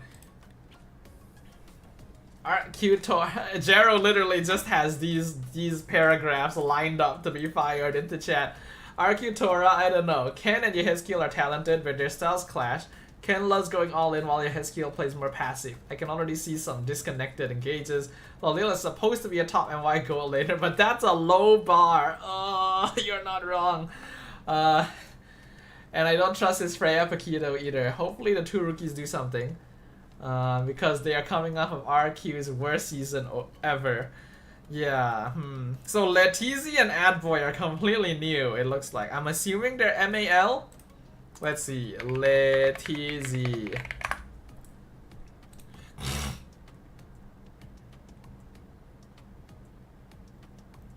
So yeah, Letizi was... Which team was he? Was he Pixel? He was Pixel. So he was actually one of the winners of MDL. Let me just keep MDL open, fudge it. Sorry, not MDL, MAL. Ours is different. Which team was Sunfrost's again? I've actually forgotten. But yeah, here they are. So they're both from the same team, Letizi and Adboy.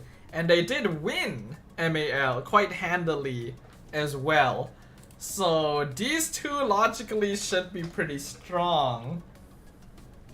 All the MAL players in RQ are from Pixel. Dodo, fun fact, are you ready for some Zeusin Merchant gameplay? Because Yehezkiel only won with Zeusin last season. Damn. Sunfrost is GMXK. Okay, thank you. Good to know. So they were third. Yeah, so we have Oscar. Oh, Jaja is here as well. Kinda surprised no one is picking up Jaja. I remember when he was with when he was with GamesMy when they went to MPL. He actually did stand out. I'm surprised no one has decided to give him a try yet. And then yeah, we got Super Ken, we had Yehezkiel. I remember these names. Super Ken was... Oh yeah, he's been playing with DFYG, right? Yeah. No wonder his name is so fresh in mind. And then Yehezkiel was TLID, right. And then RRQ recently. Yeah, you're right. Super Ken is definitely a more aggro jungler, and he is a good jungler as well. Like, Super Ken is actually a pretty good jungler. Lolil, I still feel is one of our better goal laners, but consistency has really dipped. And then we got two completely new players as well, two rookies. Rookies in EXP and Roam, which are pretty important roles too.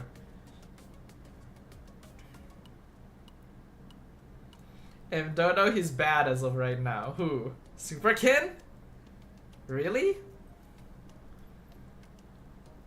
Last season in RQID, he picked Gushan jungle and got effed. Super Ken and throwing is that bad? Oh no. Dude, why does Lolil keep finding himself in these situations? It feels like Lolil keeps finding himself in these situations. That bad? Are we saying RQ's down here? Is that what we're saying, guys? Like, seriously? That bad? I can't really say for certain, cause like I don't watch, but Damn, y'all, we got a consensus in chat for worst team. Oh my god. Who's their coach? Is it still Sasa? It's still Sasa as well. Dude, okay, I will be honest, I feel like Sasa's coaching style probably doesn't work too well. I think he's a good player, but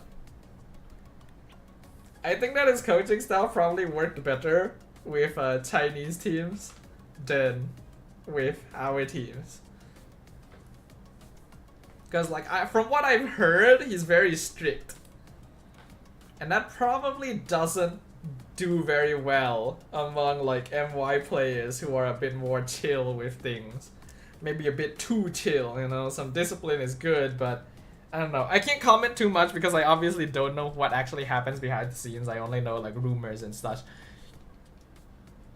Haru was Sasa's head coach in SMG and now he's Sasa's assistant. Hey, I mean Haru's been going around all the time. I still remember when he was a player with SMG too. Alright then, well, I guess we'll see if RQ can prove us wrong. Alright, next up we have SRG, which is the exact same lineup. I don't think we need to mention too much, right? Now, which one of you was it that told me in Discord earlier that Skies might be getting loaned out? Like, one of you guys mentioned that, right? I don't remember who. Hold on.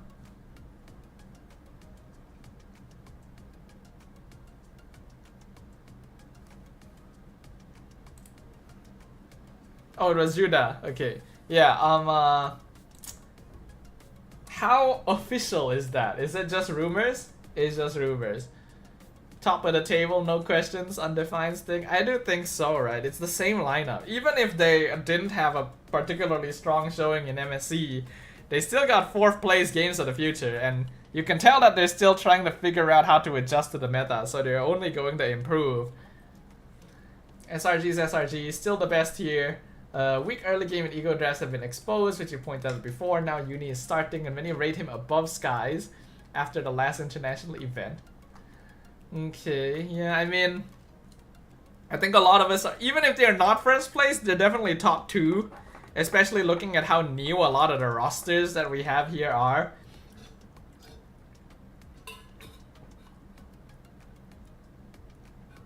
Their closest competition probably will be Vamos, right?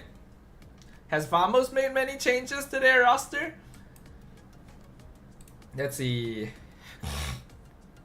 Oh yeah, right, they brought in Siska.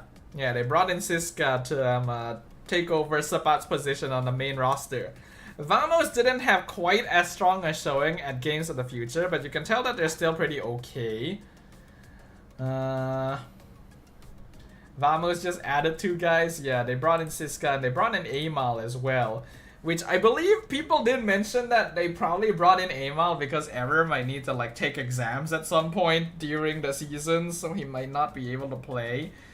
Amal should still be pretty solid overall. Zkeef is good, Siska's okay, Natko's okay, Kalkun's honestly underrated, I think.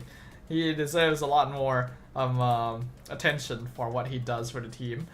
Actually, Dodo, do you think that this season SRG might be vulnerable? Would they lose a few series? I would like to say yes, but at the same time, we just got too many new rosters, you know? Like, to be honest, these are the kind of rosters that I thought I would see last season, right? I thought that last season might look more like this, where we have a bunch of new names being brought up since like new orgs might have different ideas of how to approach, but no. Somehow we're 2 seasons into the partnership era and only now they're deciding, hey, maybe we should look at some of the MDL players, you know? This is still a very volatile meta. It's clear that you gotta draft correctly or you are going to get effed. And we've seen like a lot of big coaches get effed as a result of it as well. Heck, it's why MSC was so close up until the end, right? It's why the champions of MSC were like eliminated really quickly in Games of the Future, even on home ground. Like, meta is very, very volatile. But it also means that you need to have strong micro, macro, and hero pool to perform consistently.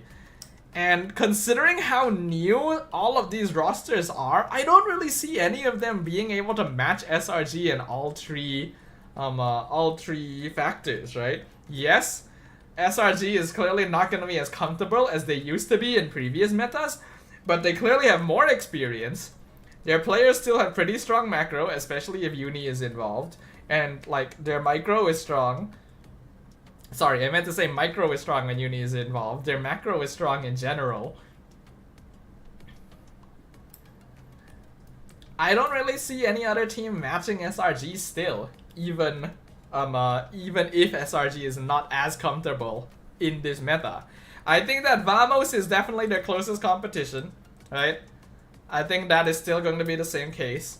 Siska probably needs a moment to kind of adjust himself to how this team plays. And once he does, we should see Vamos do a lot better overall. Arcadia's draft is a problem. I hate to say it, but yeah, kind of. Like, we don't really know why SRT's drafting style has shifted so much since the early days, where they were one of the teams that really caught people off guard by how many heroes they could play, you know? Like, in the past, SRG had a really flexible hero pool. And that was one of their biggest strengths. That's why teams couldn't deal with them, because they could play off-meta heroes and still do really, really well. But nowadays, they just keep sticking to the same heroes over and over again, even when it's not working. And it's weird to me. It's because of the nature of the competition? I don't know. In MY, you think it's because like they don't have enough competition? Good old days of Stormy Nana? Yeah. The good old days. Dude, Stormy used to play all sorts of bullshit in the mid lane before he joined SRG even, man. I still fondly remember his mid Hellkit and mid Grok. He played them like each one game during a playoffs match, by the way. I think this was what, season 10, I think? I think it was when he was still with SMG. I don't know, Arcadia is following the meta, why is he not creating one? I don't know. I can't really say too much. But it's clear that they're still going to be our strongest. I think Vamos is still definitely going to be second as well. They're a very strong team. I think Ever is probably our best jungler in Malaysia now. I think a lot of us can agree, right? I think Ever 404 is probably the best. And then Uni like right behind him.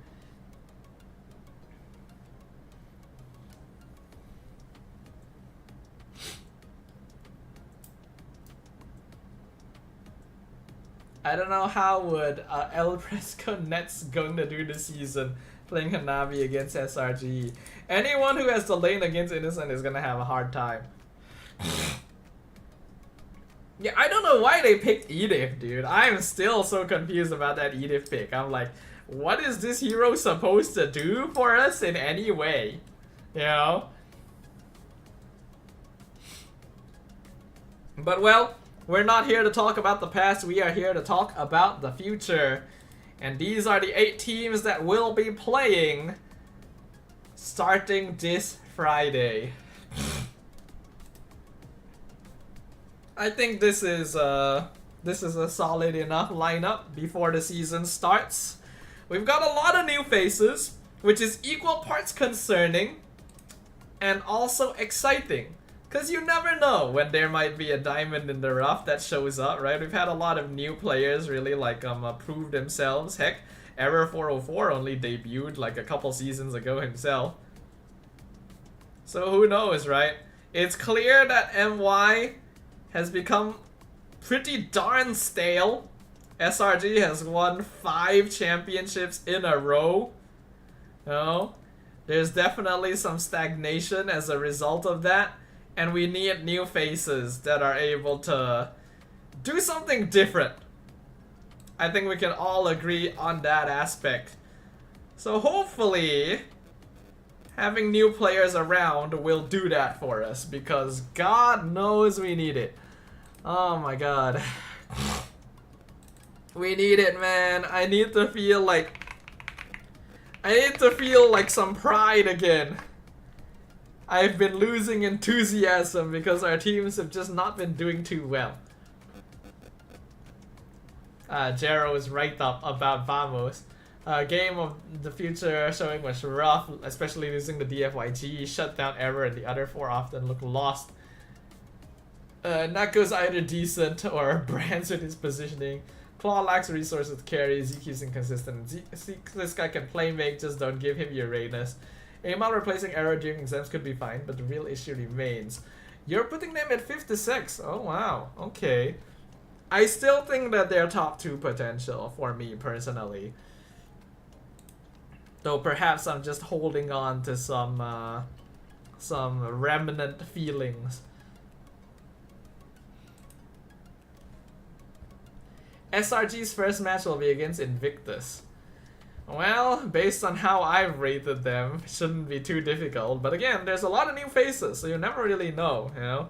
A lot of the teams know how to play against SRG now, while SRG may not necessarily know how to play against a lot of new players.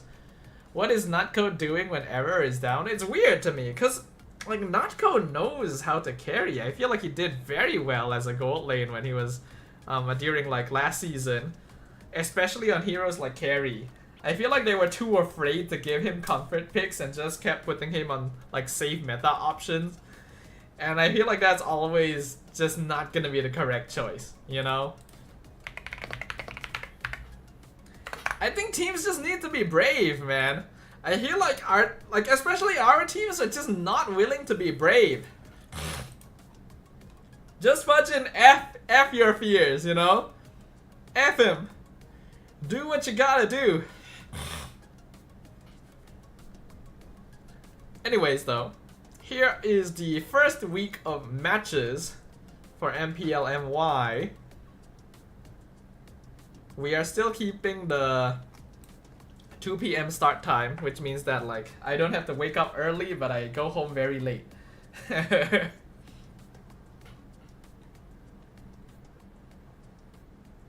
So yeah, first match of the season is AC versus BTR, which is interesting. Yeah, this is honestly kind of interesting. I think it's a good way of seeing like how the teams have kind of adapted. We got Nets on the first match too, and then we got Vamos versus Flash. Okay. Oh yeah, Vamos gonna be playing against Zorn. Their old teammate right there. SRG versus IG, and then TR versus SRG, and then we got RQ and all of this other stuff as well. Okay. Well, we'll see what happens. Oh yeah, there's also a 2-week break in between for Asian games.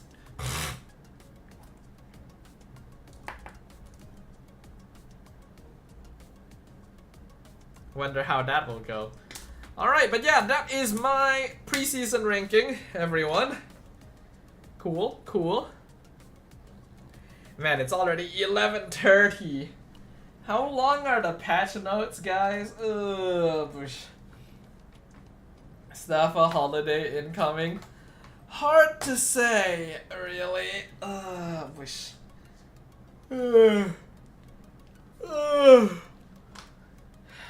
I'll still be working after all. Or will I? Who knows?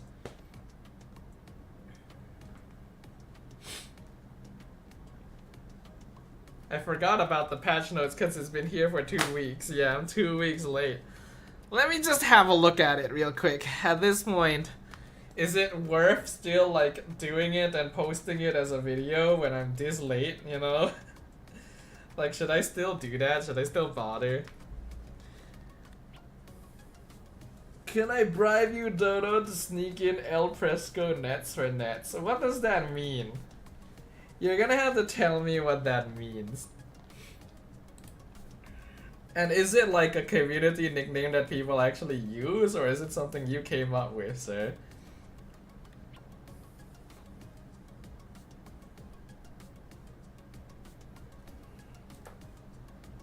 Let me have a look real quick. Okay, so here's the Kaja patch. Only 2 hero changes. And then some bug fixes. It's a very small patch, actually. It's actually tiny. They only changed Novaria and Gord. Huh. Presco is like cool in Tagalog, I see. I got it randomly on my mind since season 17 he was Netspresco. Yes, yes he was. I feel like we can't really do that now that he's no longer Netspresco. Dude, I think I've been talking too much already, dude. Normally I only do like either hero spotlight and patch notes or like power ranking separately. Doing all of them together is using a lot of voice power. Ugh.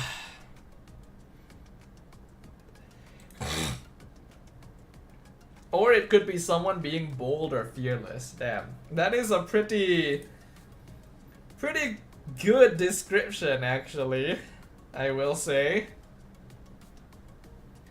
Dodo's Yap engine is running out of gas. It is. Let me see if I can use Wi-Fi mirroring today. I'm a little lazy to set up the cable, especially considering how it's been behaving recently.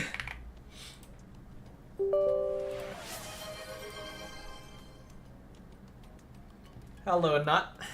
And thank you for the hydration, Judah.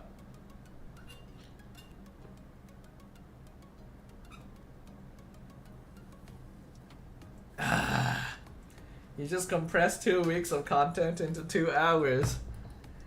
I guess so. You could call it that.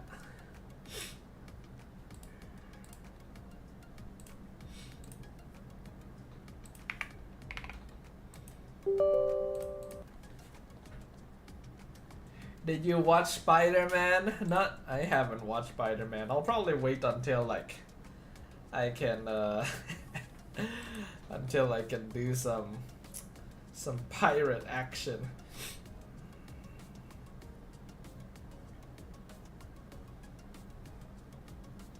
I don't know if Wi-Fi mirroring will capture audio though. Let's test it real quick. And that answers my question.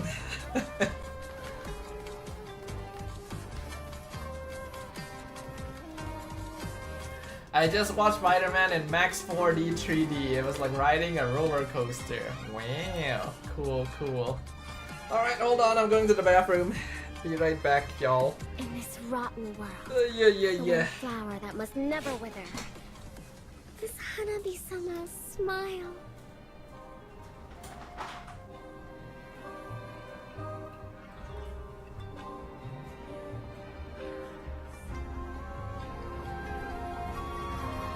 Within the blissful hell of these fans, slaughter is the purest form of devotion.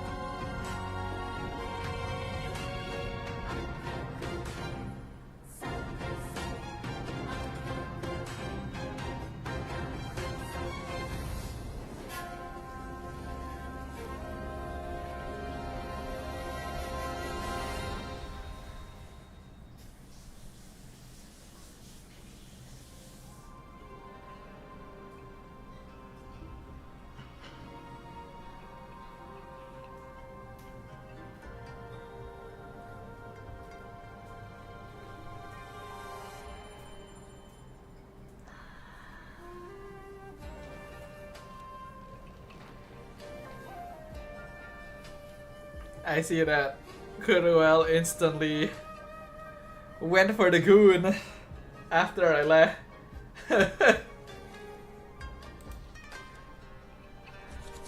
Alright. It's a very short patch, so I don't think I really need to bother turning into a video. I will just go ahead and have a look at it real quick. We've already looked at Kaja, So let's see what they've done with Novaria and Gord. Novaria's skill 2 had too large a gap between average and high level performance. Well, yeah, that's how it's supposed to be. We've made it easier to use without lowering its high end potential. How? How would they make it easier to use? Movement speed boost 20% initially and 60% after passing to 80% initially and then decaying to 30%. So when Novaria casts skill 2, she just instantly moves really fast. She doesn't need to go through a wall to get maximum movement speed, but it will decay over time. That means that it is very good to use to escape people. Which is kind of annoying because, as we know, Novaria can be kind of hard to catch unless you're playing heroes like Ling and so on. Okay, sure. Base damage changed. Extra 30 damage flat, extra 5% total magic power, extra 1% target max HP. I'm okay with that. I do think that Novaria needs more damage because, like, she just doesn't offer enough consistent DPS compared to other mages, which is why you never really see her being played. And then the max extra damage increase has been reduced in exchange. Okay. Which means that you don't have to hit people as far away as before to get the max damage output. Yeah, I guess that's fine, honestly. That's honestly okay. I actually think this is a good change. While it does take away a little bit of skill expression, I do agree that maybe Novaria was a little bit too difficult to use when there's so many better mages that are easier to play and have more consistent damage.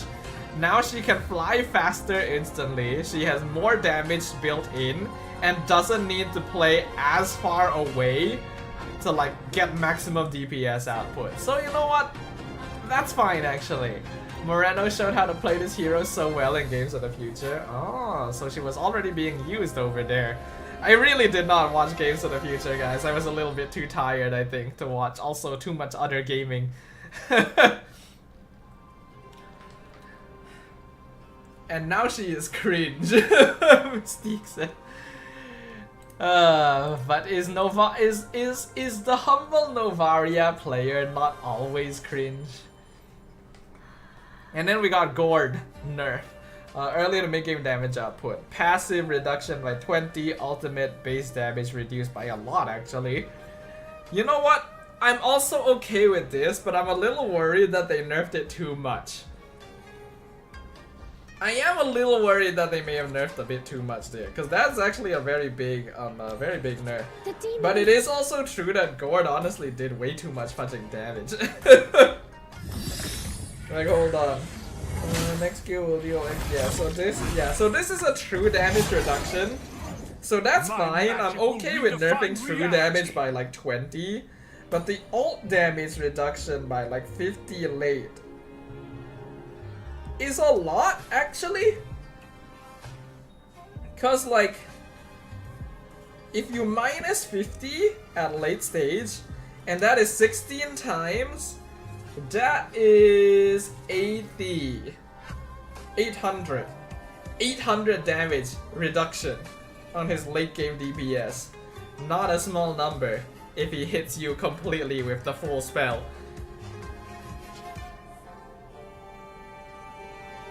He does still have true damage, so he should still be pretty strong.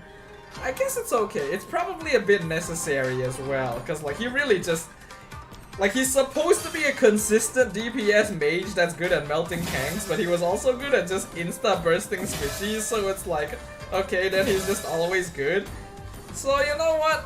Sure, I'm okay with that. Probably necessary as well. I don't have enough brain to think right now, y'all. So yeah, I think those were the only two hero changes, and then they had like bug fixes, and yeah, Chaos Clash, all that stuff. Okay, yeah, that's it. Alright, cool. Is there viewer games I want to play with Dodo Nut? What the heck is a Dodo Nut? Yeah, sure, let's play. It's just before midnight, but I always said that after midnight is always sus gameplay-wise. But at the same time, you know what, guys? Who gives a shit? The art of the kill. Damn, Dark Striker blocked me from seeing my rewards. Actually, no, I'll make my own room. Hold on, Dark Striker, I'll make my own room. It's easier to manage that way. As you guys can see, my rank is already a little higher. I have been able to rank up a little bit more on my own, so that's good.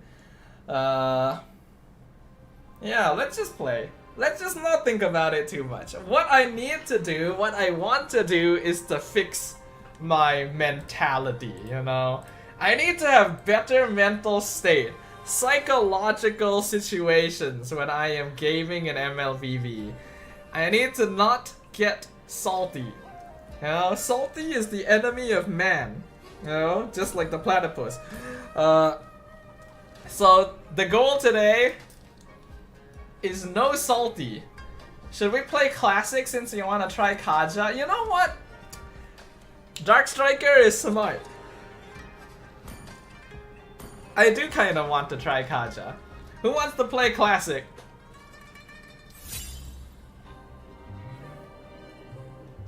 Now the question is, should I try Kaja as a roamer or should I try to see if I can build him as a CDR like sustain DPS?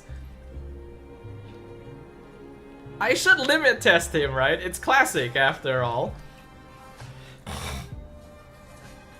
Me, I want. What was your IGN again, Mystique? I'm not sure if I remember. I don't really think Kaja has damage, but you can try. I kind of want to try.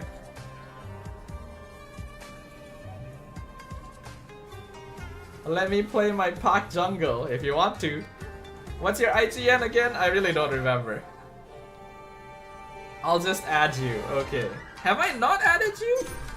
Like, surely we've played together before at some point. I assume this is Kuruel. I don't know who else it would be. Ah, there you. Huh, we've never played before? Huh. Okay. Doesn't Kaja's AoE skill do decent damage? It could work. Yeah, I wanna try. I wanna see how it goes. So I'm gonna try EXP lane magic sustain Kaja. So should I still get a Thunder Belt? Because Thunder Belt does do magic damage as well, actually. So I could probably still go Thunder Belt instead of like going full like squishy DPS.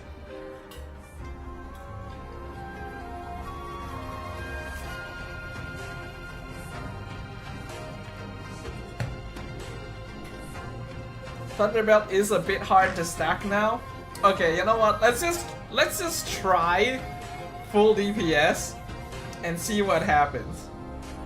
What's the harm, you know? Alright, I'll hop into Discord. Hello, Discord people. Hello. Hello. Wait, no. Are you going for EXP or roam? It's going If I'm EXP. going DPS, it should be EXP. Going EXP. Alright. It's going EXP, buddy. Yeah. I was playing with. I actually played with my friend Kajaro Uh-huh. in ranked. How'd Yeah, it go? he loved it. Yeah, he loved it. He was a pro player in MPLSG, but then he retired. Oh wow.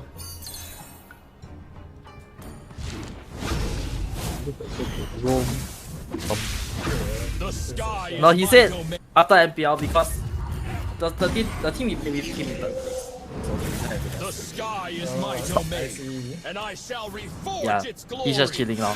Then I invited him to rank. He was like, "Wait, how do you play Kaja?" And what does hero do? Then he was like, "You know that for the past 2 months I did not touch roam." I'm like, "Okay." Maybe this is better. Just like that, buddy. Nice synergize. Yeah, let's be in pure rage. Did you know that Kaja sucks against Marcel? Oh yes, I think anyone can really guess. Oh, and Eve can escape Kaja ulti by ulting. Yeah, we watched the Elgin video earlier. Oh, you watched the video. Yeah. Ooh. Wait, this guy has a better skin than me. I'll probably lose. Nah, you gotta beat up the better skin. Yeah, but his XP I'm not. Damn, it's okay. I'll beat him up for you. Legends. You can just rotate there and beat him up. That I'll be. Oh yeah, I'll rotate there. 5 seconds till the Okay. enemy It's been a long reaches time the since I played battlefield. Padang. Smash them. It's almost just Paquito cause this guy is banned. United we fight. There's nowhere for evil to run. Should I still Nowhere try it going can Thunder hide. Belt first? I think I go Thunder Belt into Concentrated. Wait, this guy's cutting. Before the wings Someone a of cringe justice, lord. none will escape judgment. He's trying to invade me, but I'm not starting that start of the map. Well, there's always a chance it's gets stolen though.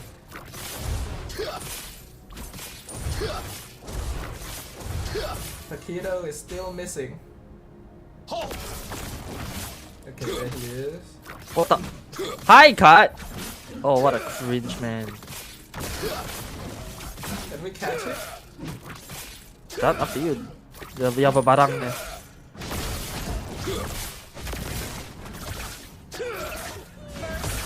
Chang's rotating down. Oh yeah, my turn rate is really terrible. Righteous Holy might. shit, okay.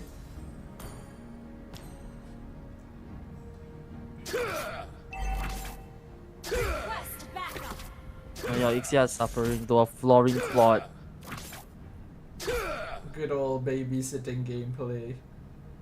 Born Love from that the omen. tempest, every feather of the Nazar was forged by lightning. Wait, I'm coming. Halt! Actually, no, I'm not. I mean, I'm gonna farm. Wait, maybe I can. Thunderclash! Oh, what a. Oh, wow, okay.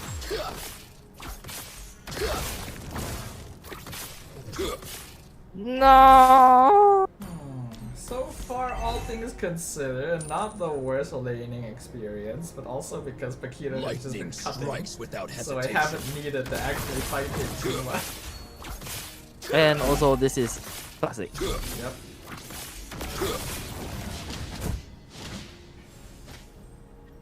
Oh, come on. You okay, man? Never mind, I'm not okay now. Born from the I was talking to. every feather of the Nazar was forged by lightning. I'm gonna wait here patiently for him.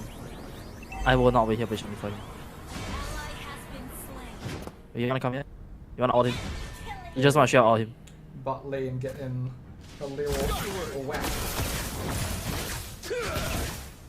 Oh my Holy God. shit, I really need to know how to turn. Oh my! What the heck? That's unfortunate. Yo, why is Classic so sweaty? Yo, why are they trying so hard? It is an actual squad, you We're know. a squad. But it's Classic, guys. Y'all gotta calm down, man. Okay, wait. W jump. Oh, but my goodness, no. I was a don't know good about you, but I feel like Classic is the worst place to play. Yeah, it is. It genuinely is. We should play with him, guys. I literally can't if I want to try Kaja though. Yeah, It isn't banned all unfortunately. all the time. Every feather No, he No, as in, hasn't like, I played don't have him enough unlocked. charger. To play in rank. Oh, it's okay. After this, you probably will.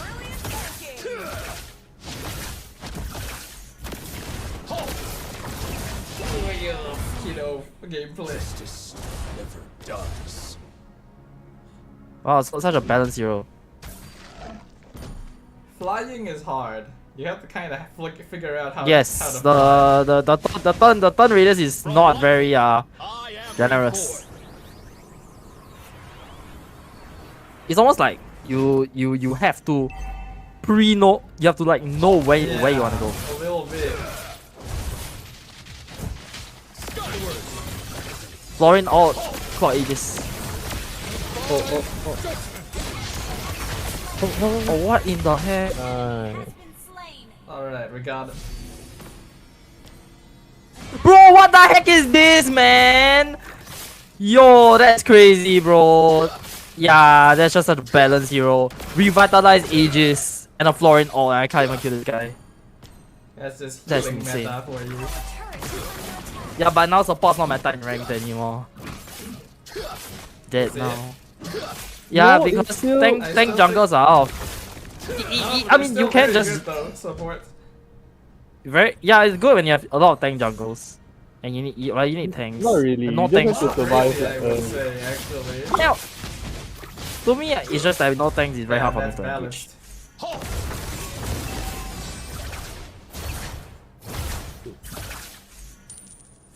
Shit.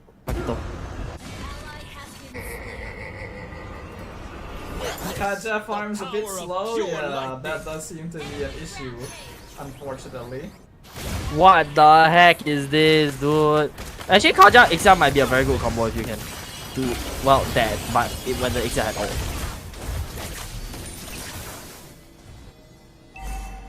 No, I mean like our Ixia doesn't have as much damage now. Oh. Our turret has No, been guys, it's destroyed. fine.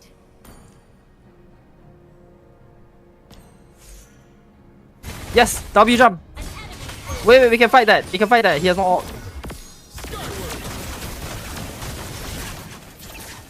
Oh, shit. Oh, he's alive.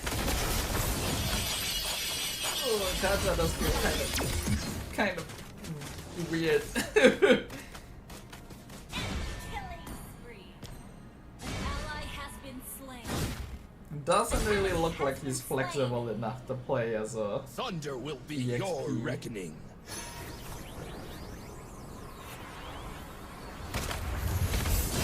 You can just ult. You can literally just ult that.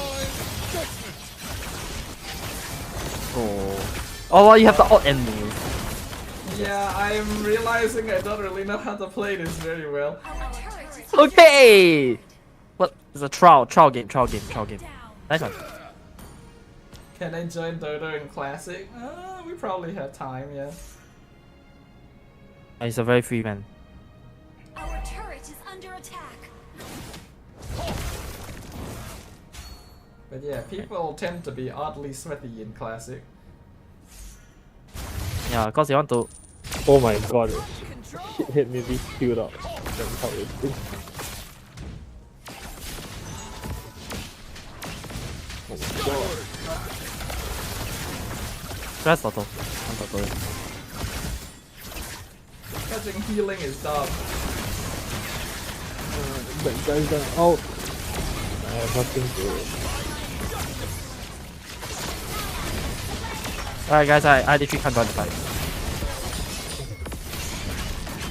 Yeah, Guys.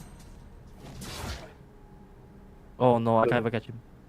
Yeah, I don't think you want to join the fight. Oh, so Well, close. he almost died. He almost died. Oh, hey, look at that. Justice cannot rest. Oh, you. What the heck? She has my. Okay, bro. I'm gonna stand here. This deep shit. Nice. By the way, Ixia, I'm buying. I have Skype as well, by the way. So Oh man, I don't know how you feel about that. there's two of them. I may need that fleeting time. Oh my god, I forgot to press retreat. Oh my god, I'm so Do stupid. you need fleeting time? I feel like by the time you die and come back, your ult should be back up. I guess, I don't know. I don't really know what to build now. Ice cream? Glowing? Why would you need ice cream? I don't know, I to am be more ready. Oh, I annoying. guess. An ally has been slain.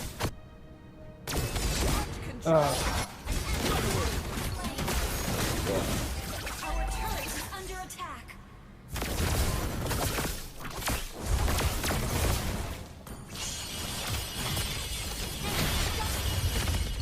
Oh, they have too much damage. Triple kill. Well, I think that might be... Yeah, that's it, guys. I think this is GG. Wow, so sweaty in classic.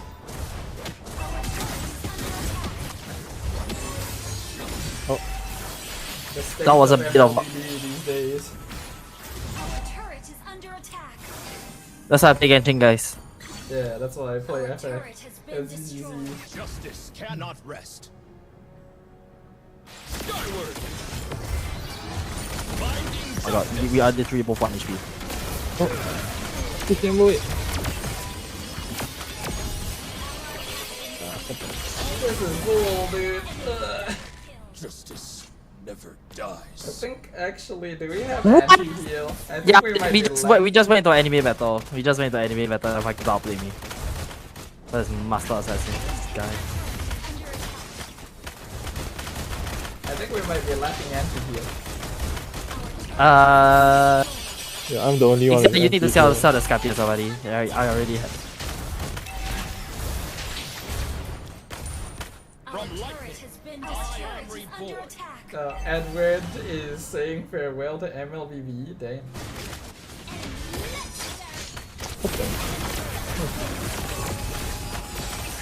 Damn. Okay.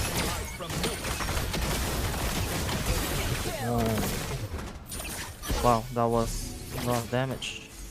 It's a lot of damage, boys.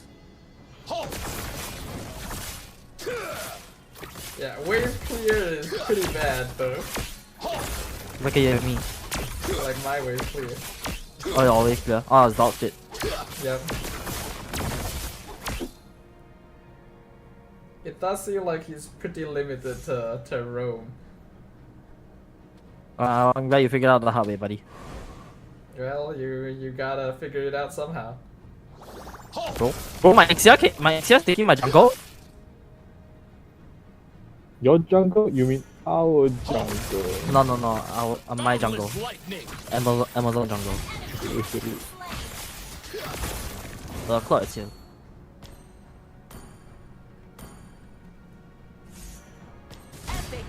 Oh, wow. Damn. So I guess when the You like my build, guys? You like my build? Florian This is my build. build- Our build. Smack you like that.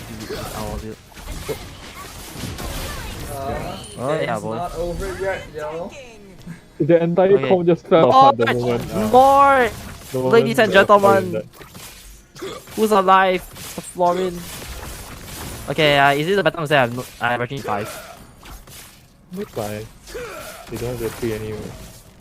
And the Chang'e just used. Yeah, just ask her to kindly fuck off. So what are your thoughts on Kaja XP? Probably not. It's okay. One of the teams is gonna play that shit in MPL. Maybe. In a coordinated Born from team, the it'd probably tempest, work. And in the every hands of a feather better the player Nazar than me. was forged by lightning.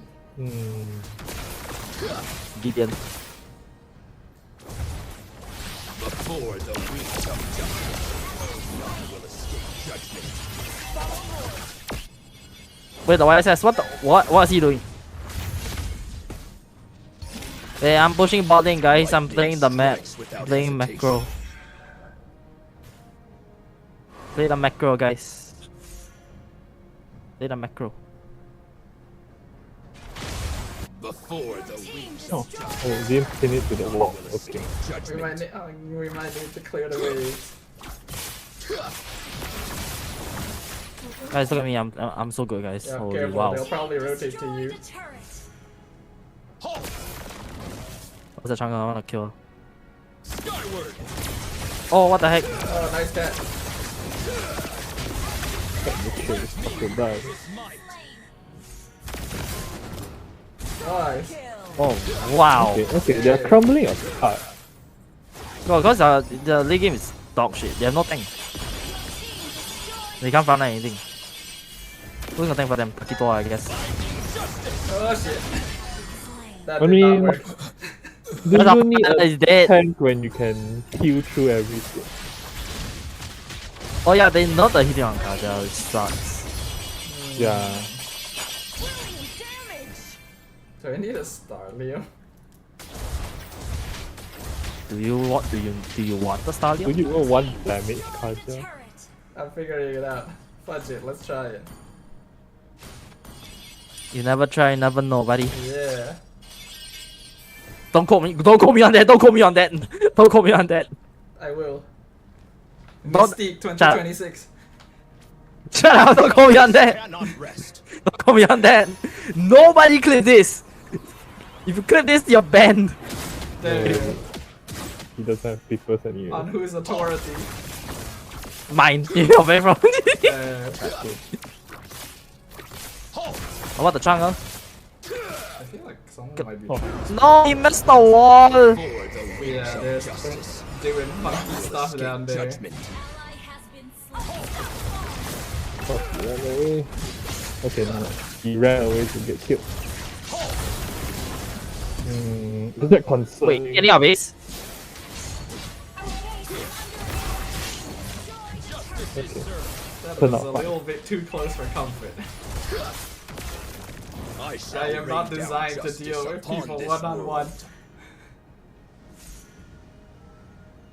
Wait, Albert quit ML. Lightning That's what strikes they're without saying. hesitation. Enemy battle spell on. No, it's another OHAP situation.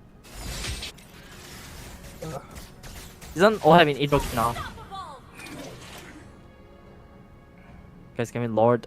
Oh, what is okay. Oh. I'm not sure what Oh wow, the jungle just altered the buff. Oh, what the heck? Okay. Okay, Coming. there. Oh shit. He's done. What in the heck is he doing? Okay. Okay, no, he's done, he's done. Okay. Now we're gonna make You sure don't we actually don't... need to hit someone with a dive bomb. I got the recharge on my bar without hitting anything. Curious.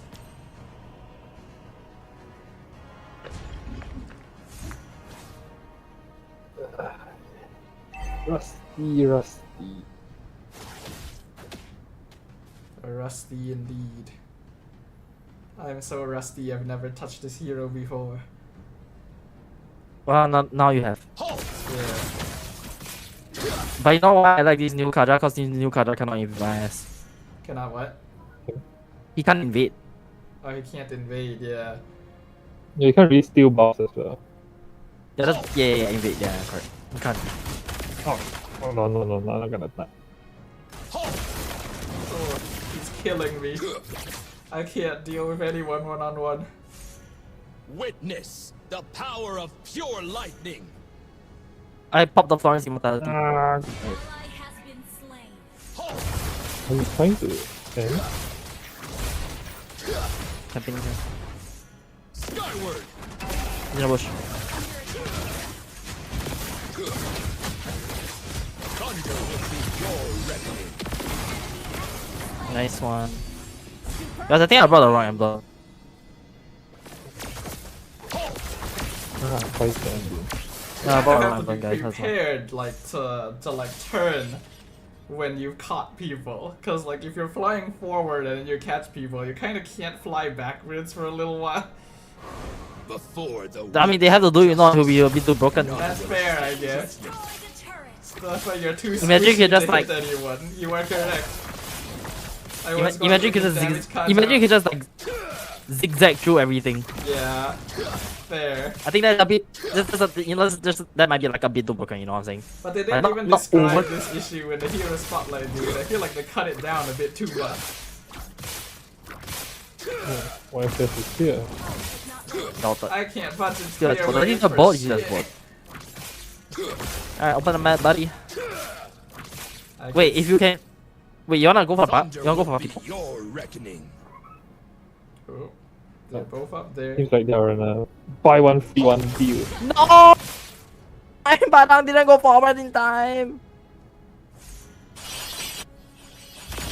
Yes! Ah, buying that. What a drag! Ooh. Yes! No, my Gwyn is not here. Yes, What? Gwyn! But Double kill. Justice never dies. I can definitely say that damage Kaja does not work. I do like nothing. It does not. So I think it's time for you to I switch think to full it's tank. time to switch, yep. I think it's time to sell all your items, buddy. Let's see. Let's start If with- Badang, if you steal this lot, I will pay Dodo $10. Grant me righteous might. I'll do I'll give him 10 that. SGD if you steal this lot. And I then don't think I'll it's probably possible. sell this for Oracle. Yeah, definitely. Boundless lightning. Oh, I thought you could beat him here. Oh my god. Yeah. Oh. No. From lightning, I am reborn. Well, now I definitely can't clear any waves though.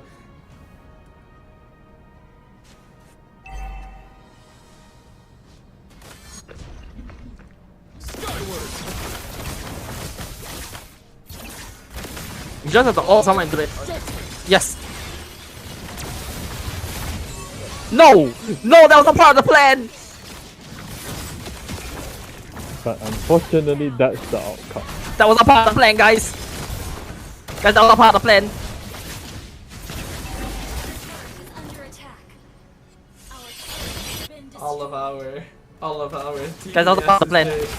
Oh my god, look at the damage. Wait, you just throw? You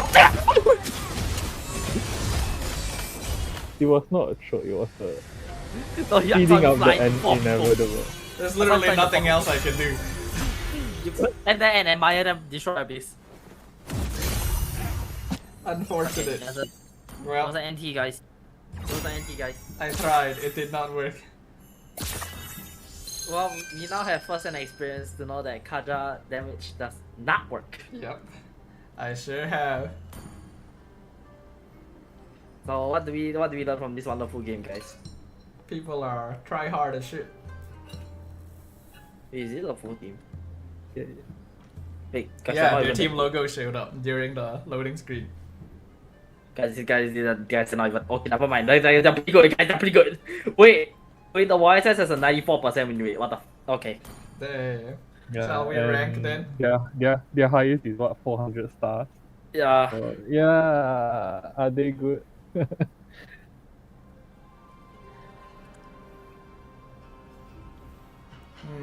Okay. Anyone want to swap role? Hold on. I'm gonna go to the bathroom. Be right back. All right. Have fun. Does Dark want to roam?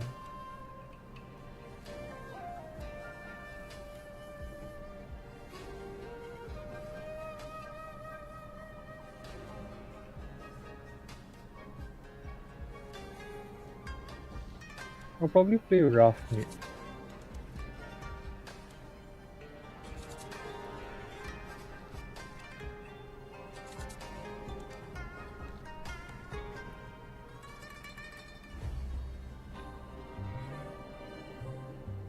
Okay, that's okay.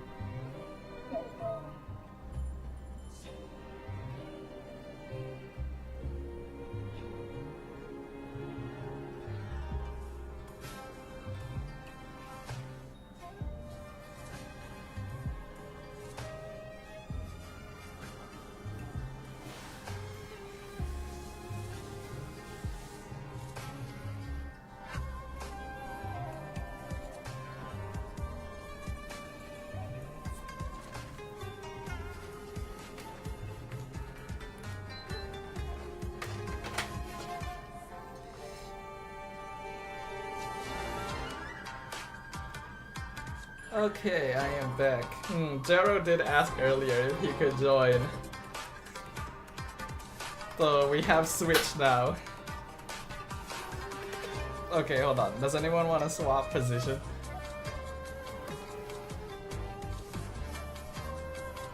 I think everyone's doing it. Okay. You want EXP or roam Dark Striker?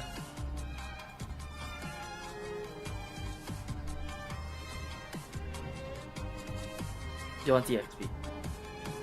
See the draft? I haven't. Alright then. I haven't seen Dodo play Rome.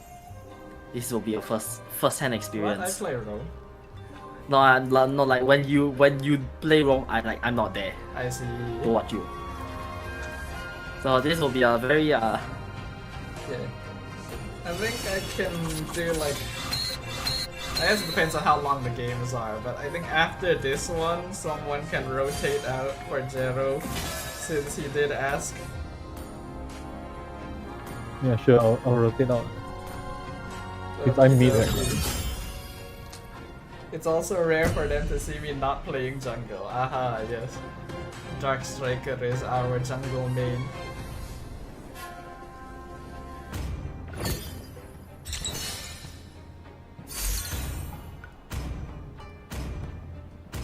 Okay, we are first pick, so we can open Paquito. Alright. Oh. I feel like playing this. Okay. But it'll get banned, so no. I mean, you can just leave it open. Yeah, you can and just then leave it and they see want. what happens. Yeah, I'll leave it open. Okay, take out the other bit because that's a cringe. Okay, then what's the other one? This one. Your team is banning. This cringe ass. Thank you. Alright, what do we not want to see? We have Freya, Freya, Yes, Lucas. ban Rome edition. But we already banned the Roams already. You want Freya? Freya is manageable somewhat. Lucas? Give me something. Okay. Please pick a hero. Well, there goes my Paquito, guys. Wait! That means it's Hira, all- Hira, yeah, Hira. Yes.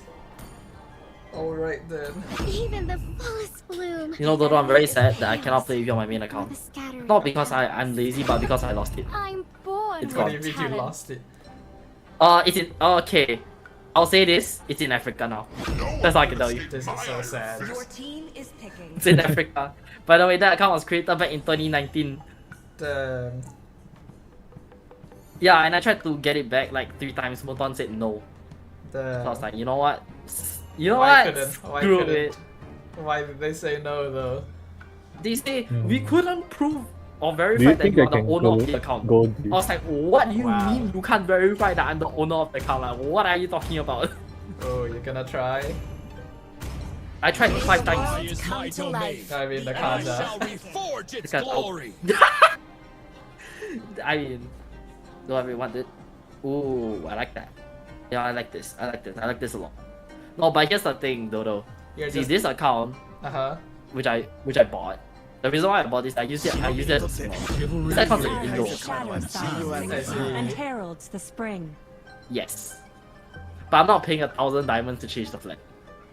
Hmm. Because that's what we call a waste of money.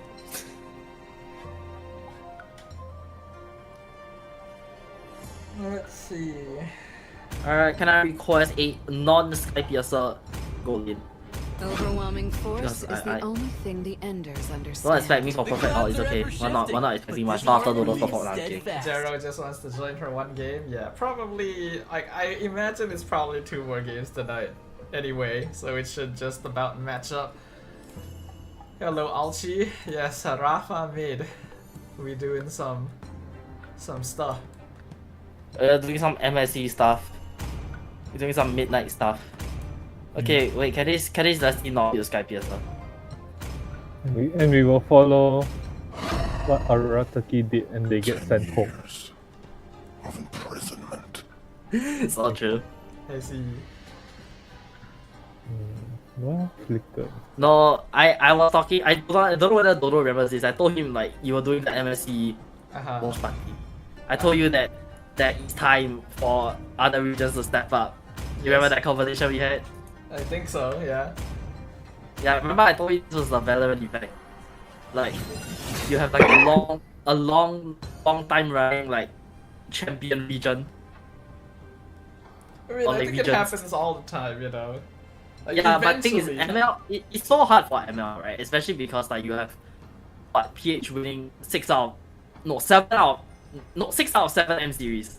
Yeah. No, like And then the at that point MSC you is just, like the you one just start highly to wonder. contested. Yeah, somehow MSC No, but then at is that the one point- that other regions can win. Yeah. But after 6 back-to-back wins for the same region, you actually start to wonder whether other regions can actually win the M series. Well, we'll have to see, right? What happens at M8. Okay, but here's the thing. I don't expect them to win. I expect one of them to make it to the grand finals.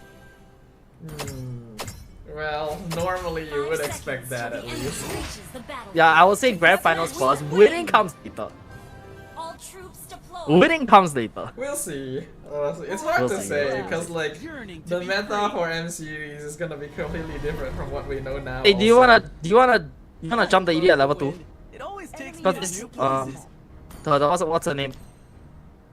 The Mia has no flicker. I can probably jump her.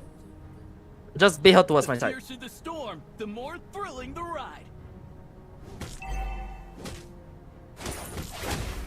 Then this thing doesn't have damage.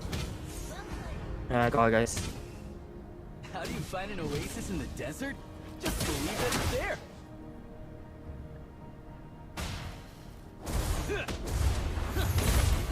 The wind's just right. Ah man, I should not be getting hit by those.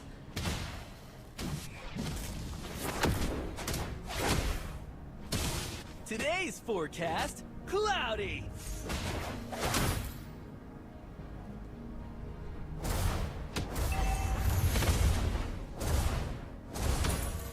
Ever get beat up by a cloud?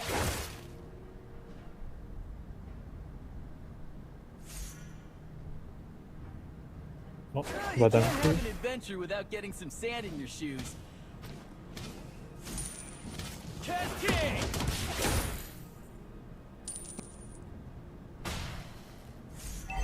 Take this! damn it. Ally has been slain. Enemy double kill. Oh That's no, not good. that's not good. Wispy, fluffy, stormy. Ooh, that's I also could be not any good. That's also not good. Hero resurrected. Take You want it? this! My bad. Ever get beat up by a cloud? Unfortunate. I shall not be level 4. Nah, I'm kidding. I'm gonna be level 4. I'm just gonna be slow. Turret's will come first. Yep. My My motto? Just one more step. There's an even bigger adventure ahead. Shoot me, cloud! Oh come on! I just jumped in the same.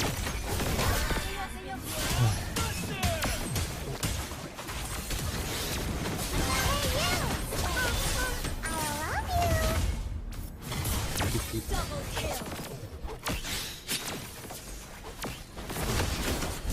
Nice. Triple kill. An enemy has been slain.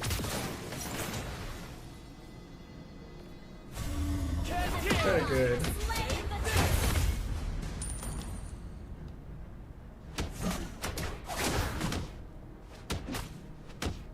the ult is not ready. Try those once. what the shit? All again? What? And okay, dude. There, why we Run. dive in so deep? Run. Run. Run. Hero resurrected. Run. Guys, I just got I was greedy there. That was my bad. Cascade! I love the wind. It always takes me to new Remember places. Queen's Hawk being that fast.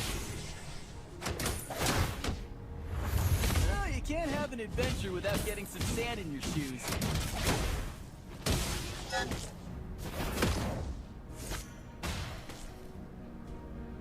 Today's forecast, Damn. cloudy. God. Jump on. Wait, what? Say something, man. I don't know. Cascade! Thundercloud! Gotcha! Huh. Thunderstorm! You gotta say something, bro. I don't know what's going on. My buff got invaded and yeah. Shit. We should talk. Ever get beat up by a cloud? Take this! Wait, are you alive? He's alive!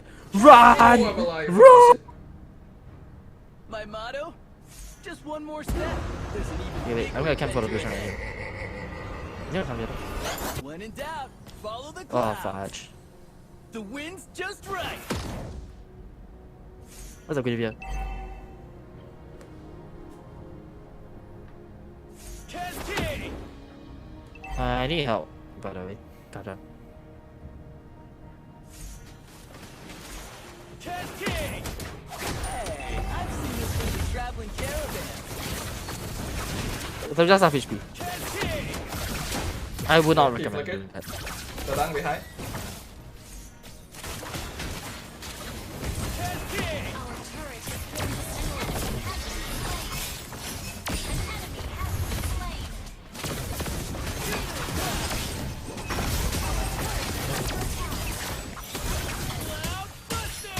combo.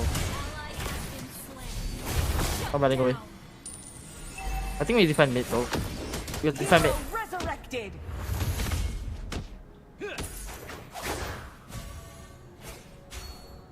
The tribe elder once said, the only compass an adventurer needs is their determination. Nice. Nice one. Oh shit! Oh come on! Damn, they really combo. Enemy double kill.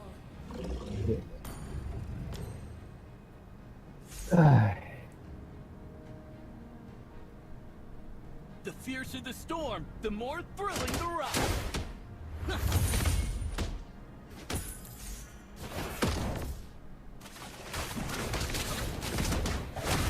Today's forecast, cloudy. Slaying the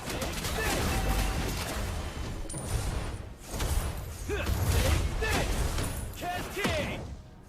How do you find an oasis in the desert? Just believe that it's there.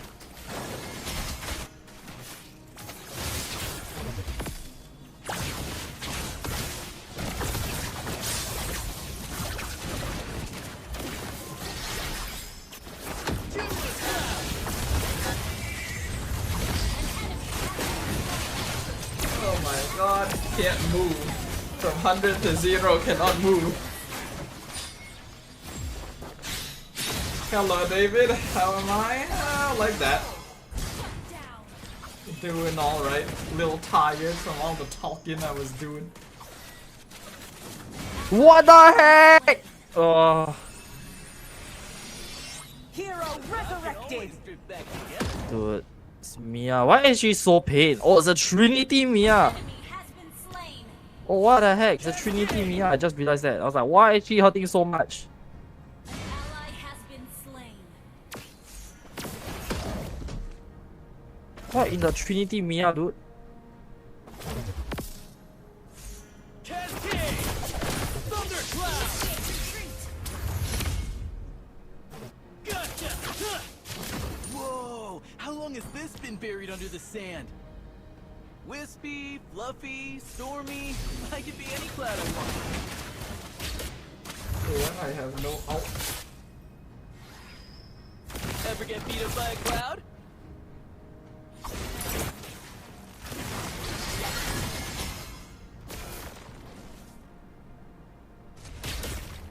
My motto?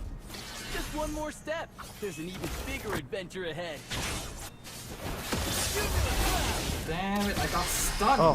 Halfway. Cloud Buster!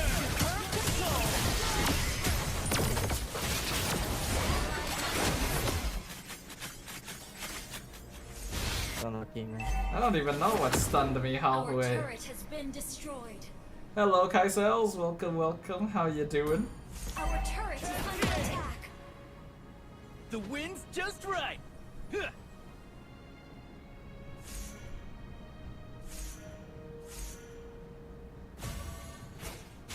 I retreat. I retreat. I had to retreat. My bad.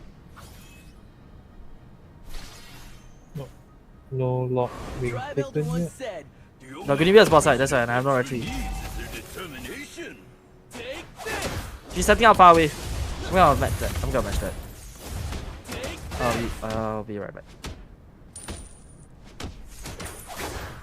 But,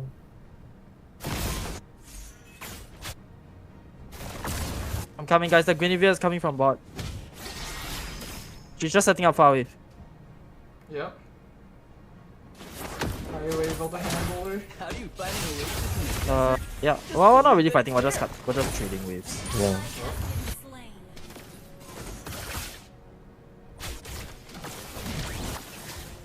slain. She's all the way up there already. Oh, she missed. My Kaja can go out here, right? I think it's doable. Oh, my Kaja's not there. Damn.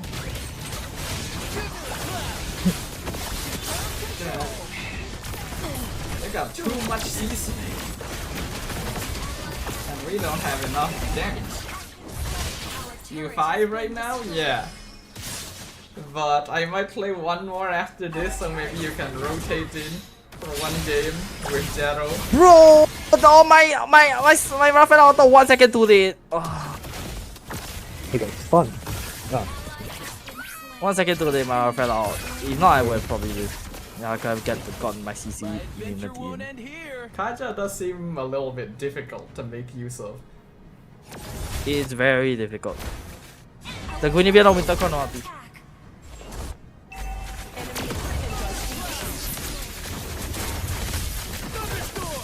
No way! No way! Okay. Unlucky, man. You can back it. Hero resurrected.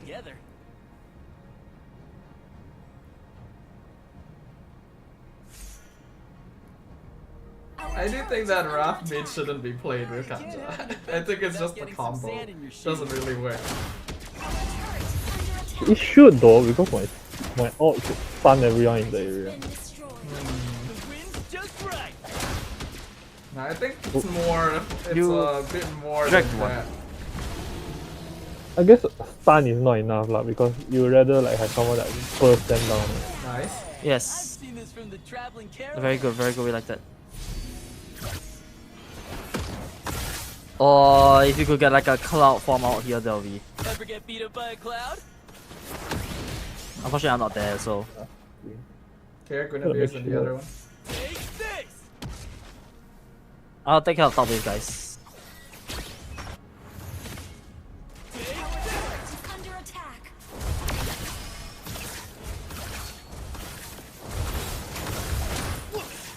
Yeah, there's a lot of people in there. It's not even Sparta. I think he's still in that bush.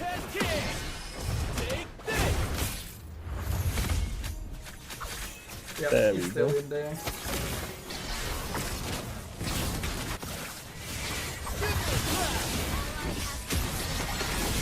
I have no damage until I get my Malefic. Oh shit. There's no one here. I see. Okay.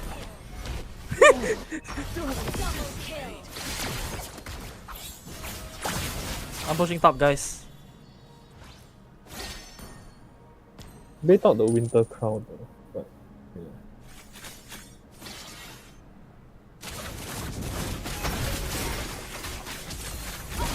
Oh my god, thank you. Think so? Yeah, it's hiding here.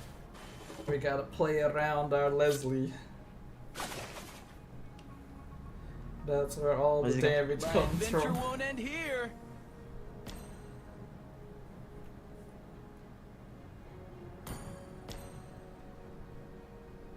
So you want him? Okay. The fucking damage meta, dude. There's just so much fucking damage in the game now.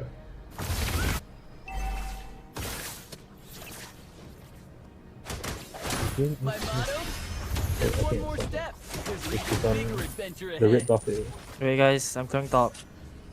Okie dokie.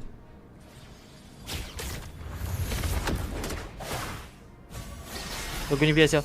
She jumped. Yep. Gushan. Don't worry, I'm pretty sure you can full face tank that Gushan or you probably still there.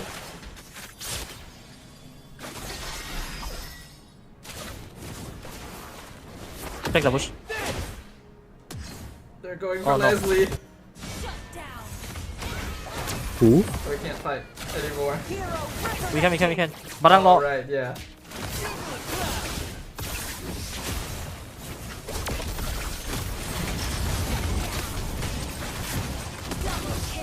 Imagine wasting all your resources just for the Nice.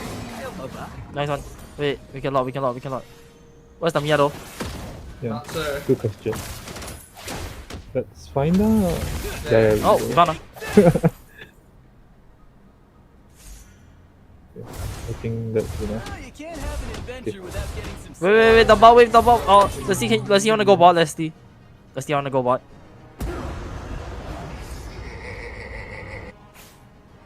The Drive Elder once said, The ult? I swear to God, I was ult. The Mia's mid tower. Here, we have waves pushing. We need to clear waves. The bot before wave, we the fight. bot wave, the bot wave. "Closer to the storm, the more thrilling the ride." Take this. Oh, what the? Oh, okay. Be careful, Oh, Kuroel. no. We cannot lose you. Yeah.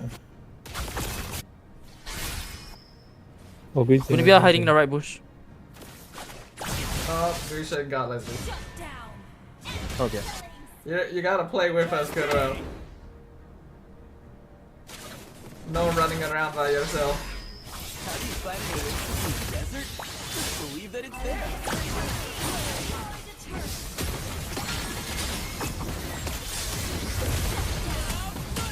Has been slain.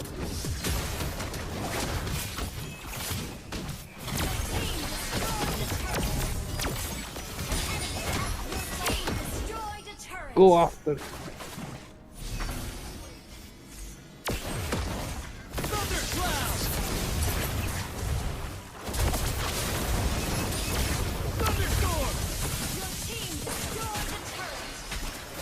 Oh, look at that bait. Wispy, Okay. fluffy, stormy. I could be any cloud I want. Anyone here have checked his blade armor? Would you want me to have that? You How do kinda you need find to an test oasis this. in the desert? Just believe You that need it's to! there. Who's for the Mia? You have to test this. My The motto? rock? Just one more step. No, as in There's an the even bigger adventure ahead. The Kaja. I'm surprised he's still. Why would he? Why does the Kaja You have can't have an adventure without getting some sand in I- your shoes. Kaja, buddy? We need you to build chassis. Build a chassis. Oh, what? Oh no! Oh no. Damn it.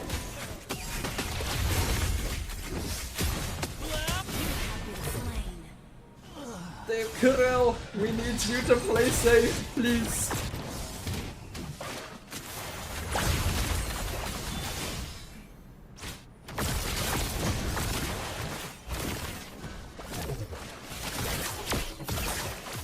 No, I walked right into his. Oh. No matter, Steve's positioning is way too weird. Yeah. Kuroel is trying to play Assassin Leslie. He's playing like the one-shot combo. Wait, it's defendable. I feel like this is defendable. I don't know. I feel like this is not Not- defendable. Wait, maybe? What can Dodo show us? What can Dodo show us? Look! Not A much. demon. We don't have Hey. enough damage. I'll give up my slot for what's his name? For what's his name? Jero Yeah, for wants what's to his name? join. I'm not sure if Kaisel Yeah. wants to join. No, I'll give my phone's at like 10%. Okie dokie. Alright, GG's man. Kaisel wanna clouds are join? ever Okay. shifting. Is Jero still there? We do one last game for today.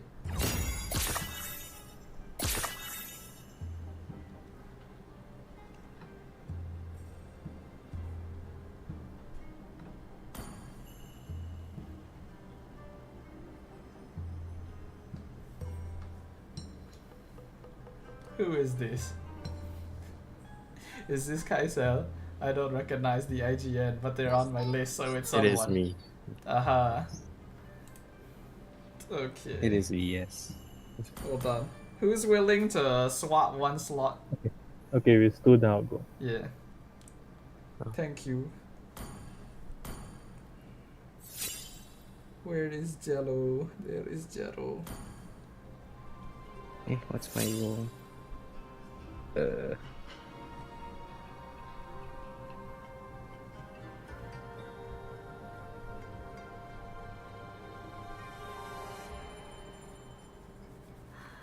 We can't be... Marksman can't be dying in late game, man. Especially in that comp, we have no damage. Wait, oh. Wait. Okay. Who is playing what? I can swap role if needed for anyone. I can only go to jungle though. Kuroel, what can you play? Okay.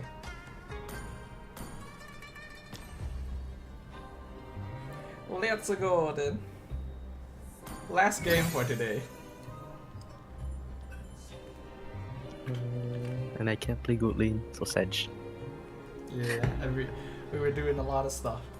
We were watching Kaja Spotlight, we were doing power ranking, and then well, the patch notes were very short, so I don't know if I can really count it.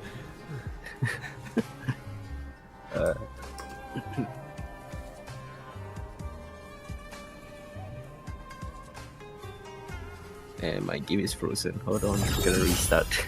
Huh? It's Frozen. okay, just keep.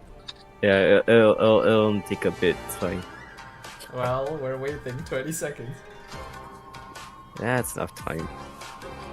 Yeah, I'm back. Okay. Impressive.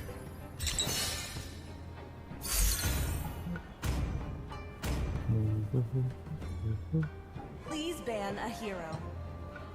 What do we burning?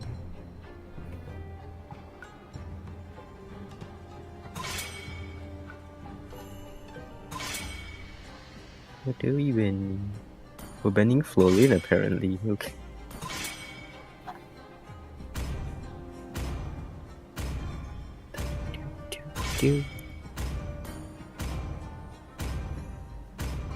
Your team is banning. Should we ban Belleric? We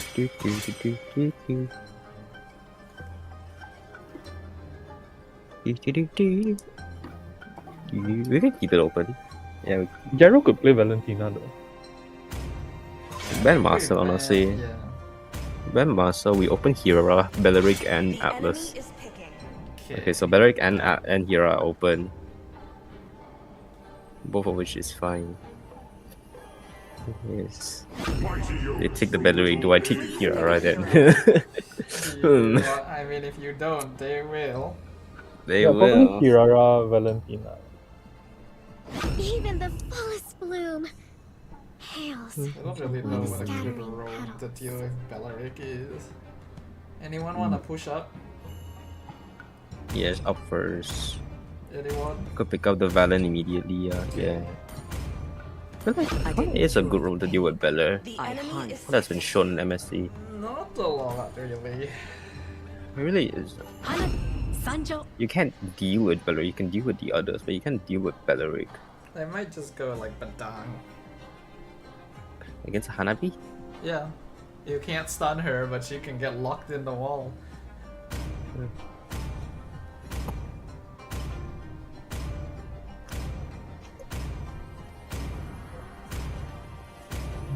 Hope will find a way, Mm-hmm. even Your when team all is is forlorn. Yeah, I might go Badang. Beidang. Badang. Beidang. Yeah. Bad. Let me have Badang.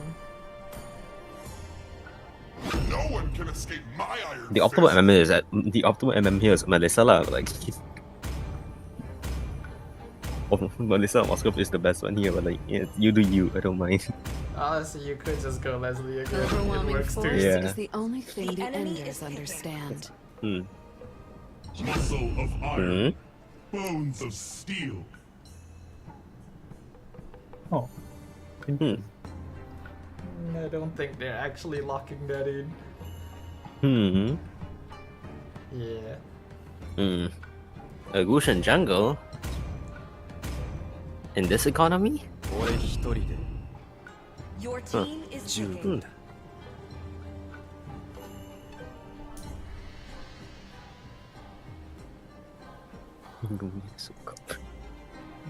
As Yeah, true.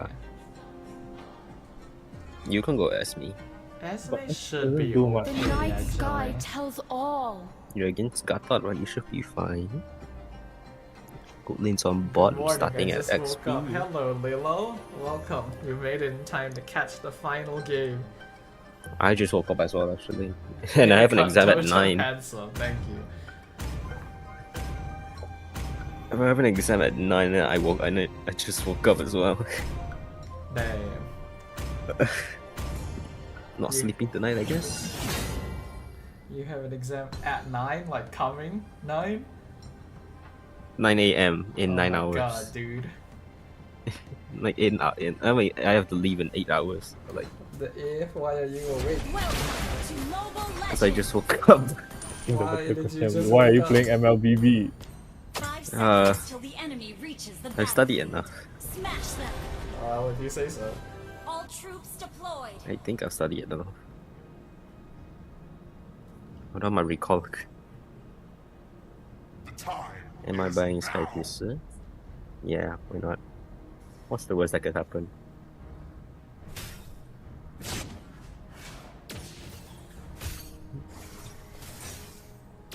Enjoy.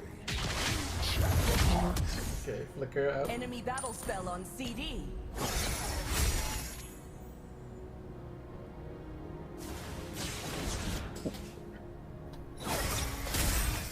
Shit, fire off EXP. Goshen is here. Oh, did he Almost start stole blue? his camp. Oh, he started blue.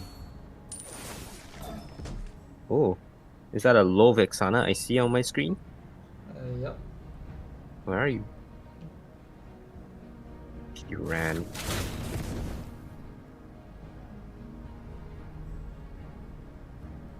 I'm the perfect fusion of speed and We strength. could attempt the Hanabi gank, but Bellaric is down here.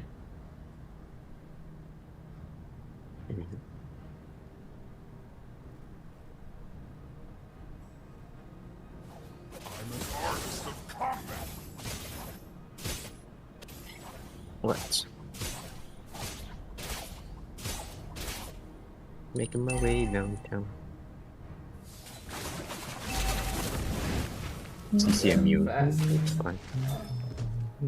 Okay, they're rotating up for turtle, okay? Keep yourself safe up there.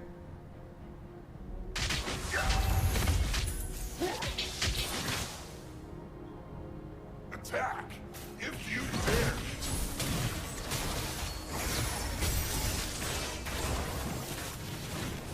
Okay, Gusha no ult. I need my music, bro. Hold on. Okay, nice. Ally has slain the turtle. Can't play this sort of music anymore.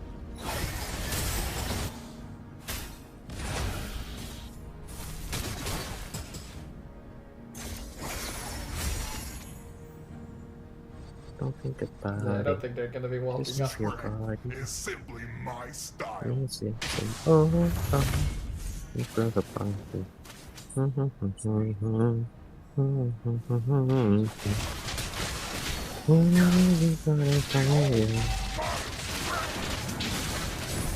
Oh, she gave up. Why did she even walk that What way? you can do?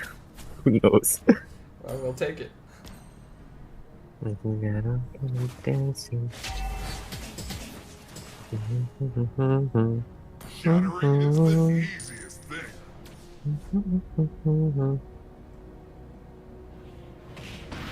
Lucian's on his orange.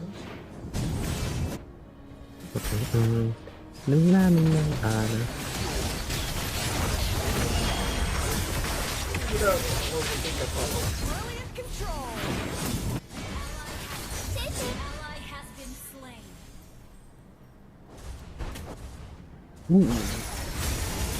Wow. Ow. Attack if you dare.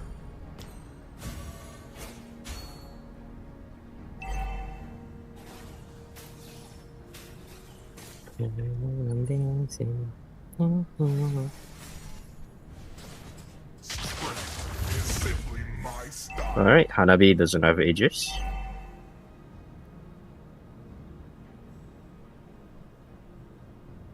Come on, you red buff.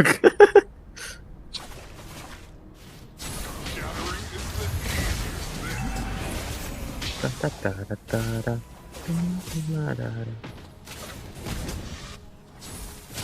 Okay, Bellaric out.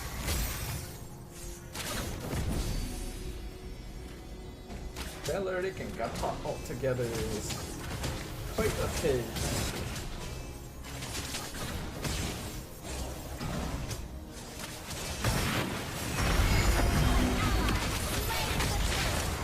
Oh, ouch, ouch, ow. That's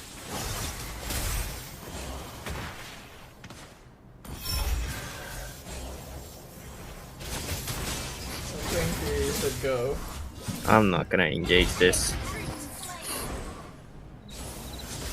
I got what I came for.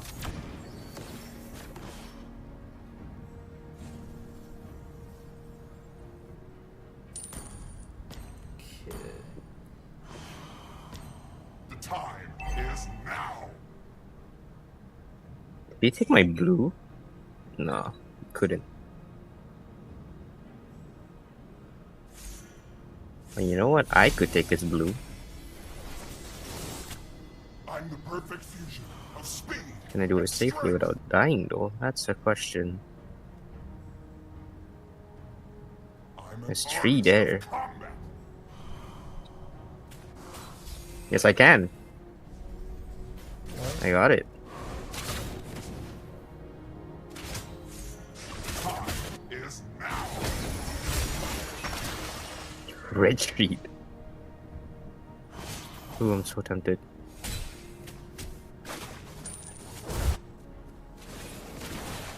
Should be dead. Nicely done.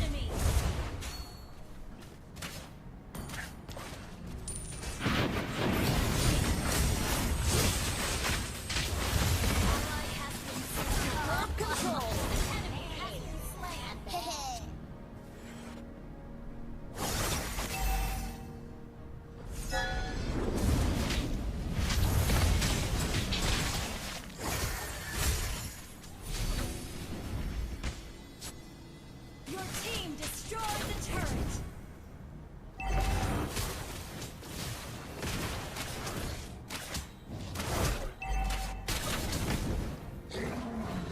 Your team He's so far so good. Dodo killed Hanabi twice already. I couldn't even remember what my first kill was. Was it both Hanabi? Yes. Lol. I'm not even gonna retreat this. Let's go to his blue buff.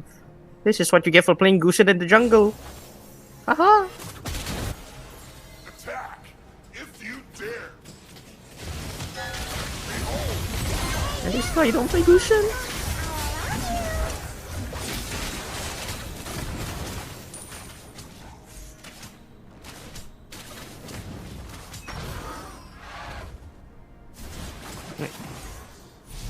Okay, very nice, very nice. Oi.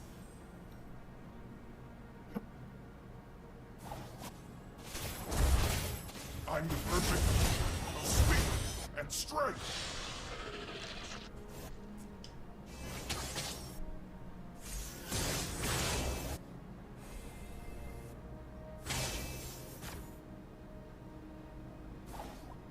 Strength is simply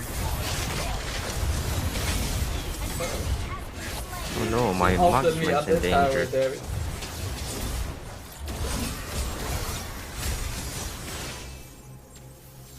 Well, better I die there, I suppose, before I get shut down.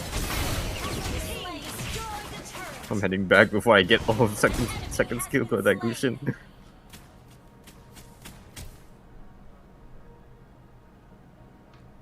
I can get that Gatot. Alright, never mind, I guess I'm not getting that Gatot.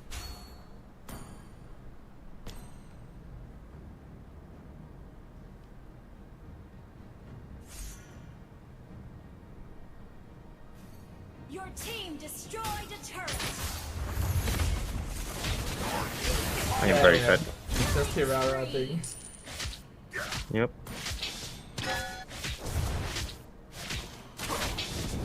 What? Yeah, the Vexana always holding the minions. I got the buff.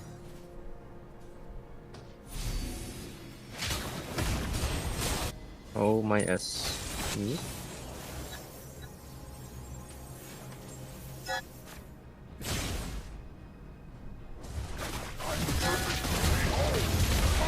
Bye-bye. Yeah, I'm dead. Done my job in touch. Bye-bye. Damn, that damage. Bye-bye. Holy shit. Bye-bye. Oh, shit. That's savage. Wow. That's my 8th. That's my, what, 4th Savage with Hira? Damn, strong. This season. And it's with Kiara. Bye-bye. Hold on, Hanabi. Hi, Hanabi. Oh, I'm 1 HP! God. There, y'all are very low. Don't give shutdowns. Never mind, I guess. That's crazy. We've already won. Not another one. Greed. My greed. Oh fuck. Oh, I'm fine. oh my god, it's I'm dead! Tanking.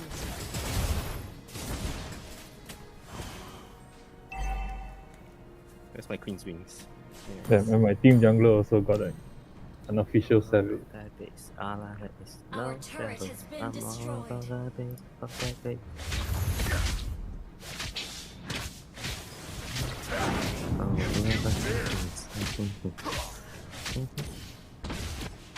Who the hell did Beleric buy bleed armor for?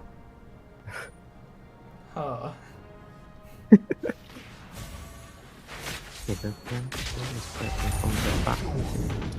Shattered apart. Just hero doing hero things, you know. One-shotting tanks. Normal. I'm an artist of combat.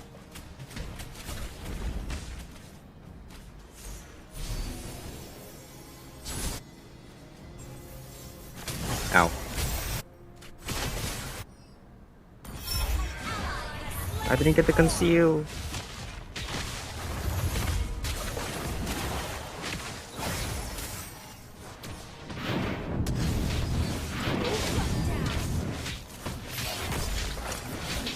Oh, that's not enough.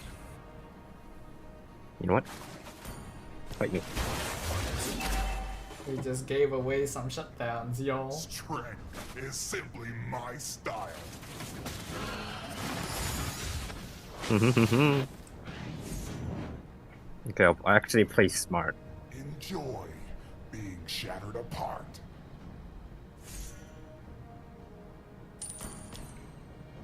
I'm not interested. Okay, fine, I guess I am interested. I'm not interested anymore. The time is now. What's up? Oh, shit! Damn.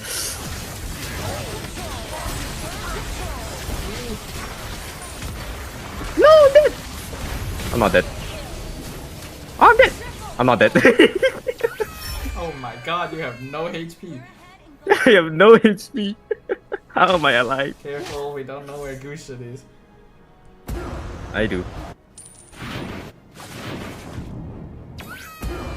And now he's dead. If you dare. Nice. Let's go master to the no. Double kill. Very nice, very nice. No. Your team destroyed a turret. He ulted again. No, you mustn't. I'm alive. Superb tanking. Ladies, listen up. If that boy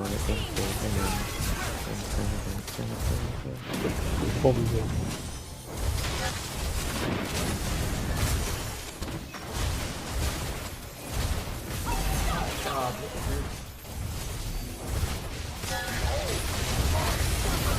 Alright, my job is done. Oh! Oh my god. Crazy. 17-1-6. Very nice. I am very satisfied. Good way to end the stream. I thought I was getting washed on here. Good. Very stonks Hiraro gameplay. No. This is why you don't play Gushin jungle. No one can escape my iron fist. Gushin play Not is into pretty Hero. good. But there's a lot of counter play now. Just play Gushin mid. Do not play Gushin jungle. You are way too slow. I did nothing, Jero says. It's okay. That's the best sort of game. You know, when you win without needing to do anything. Alright, very nice, Alright, people. that's it. That's gonna be all from me. GG's. Yeah, and I'm still stuck in the game. About to end. Yep, David, gonna be finishing up the stream now. I flicker ulted and did nothing. Belleric ult can actually be kind of difficult to land because there's a slight delay. You gotta know how to drop it properly. But okay, GG's everyone. I'm gonna call it here. Thanks for joining. GG's. Kind of like Bane's ult, GG's. I guess. Kind of Bane's ult, I guess. What? What'd you say, Kudrell? Oh yeah, I still have you set very low because of your fan. What did you say? It's kind of like Bane's ult. Ah, yes. Also, no, kindly check my matches that I went 7-2, 7-13 and I MVP. flick out and did nothing. It's okay, you got 10 assists. That's all that matters. You're gonna see a surprise. Damn, you had a 29-5 game on Leslie. Hold on, which game are you wanting me to look at? Yi Sun Shin one. MVP 7-13. 7-13. And check the Balmond. If there's a Balmond. I mean... Oh, It is a Rome Balmond! It's a Rome Balmond. I mean, that can work depending on the situation. Bro, no, you are not defending a Rome Bowman. No matter what, you're not defending. I hate it here. Then again, no. Then Balmond's a again, cool I guy, don't want you to. know? Then again, I don't want to defend the Yusashin gold lane in this economy as well. So. Oh, you Because I'm just searching doing it gold. with- Damn. Okay. I'm gonna go ahead and I'm just- end it here, y'all. I have some things I need to do, so I'm not gonna. At 1 a.m. Yeah. 1 a.m. We're gonna play Is the that triple something V. called sleeping? Not quite. No, it's called unfortunately. FF14. I think it's called FF14. Aha, someone knows. Final Fantasy 14. Bro, everyone's been rolling that again because of the new updates, right? Stream it. Sad that we don't have Pugo anymore. I'll stream it when the new expansion comes out next year. Alright. Alright. Where's the Poopo man? Where's the Poopo man when you need him? GG's people. Good I'll night. be I'm here. Where's the Poopo man? Okay. That's gonna be all from me today, everyone. We managed to end with a win, so that is a W in my books. I am gonna go ahead and call things. My friends were messaging me earlier saying, "Hey, end your stream. There's an important thing happening in FF right now," and I couldn't respond to them because it's like I can't just end my stream. I have an obligation. So I'm gonna go ahead and see what the heck happened over there now. But as usual, thank you everyone for dropping by the stream today. I hope you guys enjoyed the power ranking and all of the usual stuff. Oh, thank you for the follow, 8 Phantom. Welcome to the channel. But yeah, okay, so next stream should be Thursday as usual. And like I mentioned earlier in the stream as well, starting from next week, I will probably only be doing like 1 stream a week, unless, you know, I have something I really want to stream because it's MPL season. So I'm gonna be having a lot of work, so we're probably gonna have to reduce the live stream timing a little bit so that I do not end up dying a early death. But yeah, so I will be casting on Friday. Right, so this is going to be day 1 of the new MPL. I think you guys might be able to see some new stuff. I think they've updated some of the graphics, some of the stats and stuff, if I'm not wrong, so it might be something cool. We'll get to see how the new teams, new players will be able to perform. And yeah, that's going to be all for me today. Next stream, join you on Brawl. We'll see. I'll see what I want to stream for next stream, whether I want to continue playing MLBB or not or whatever. But yeah, alright. Have a good night, everyone. Once again, thanks for dropping by. For those of you who haven't, do drop a like, follow, and subscribe on my socials. I'm always live on Twitch and YouTube. And then I also have Facebook, Instagram, TikTok, as well as a Discord server.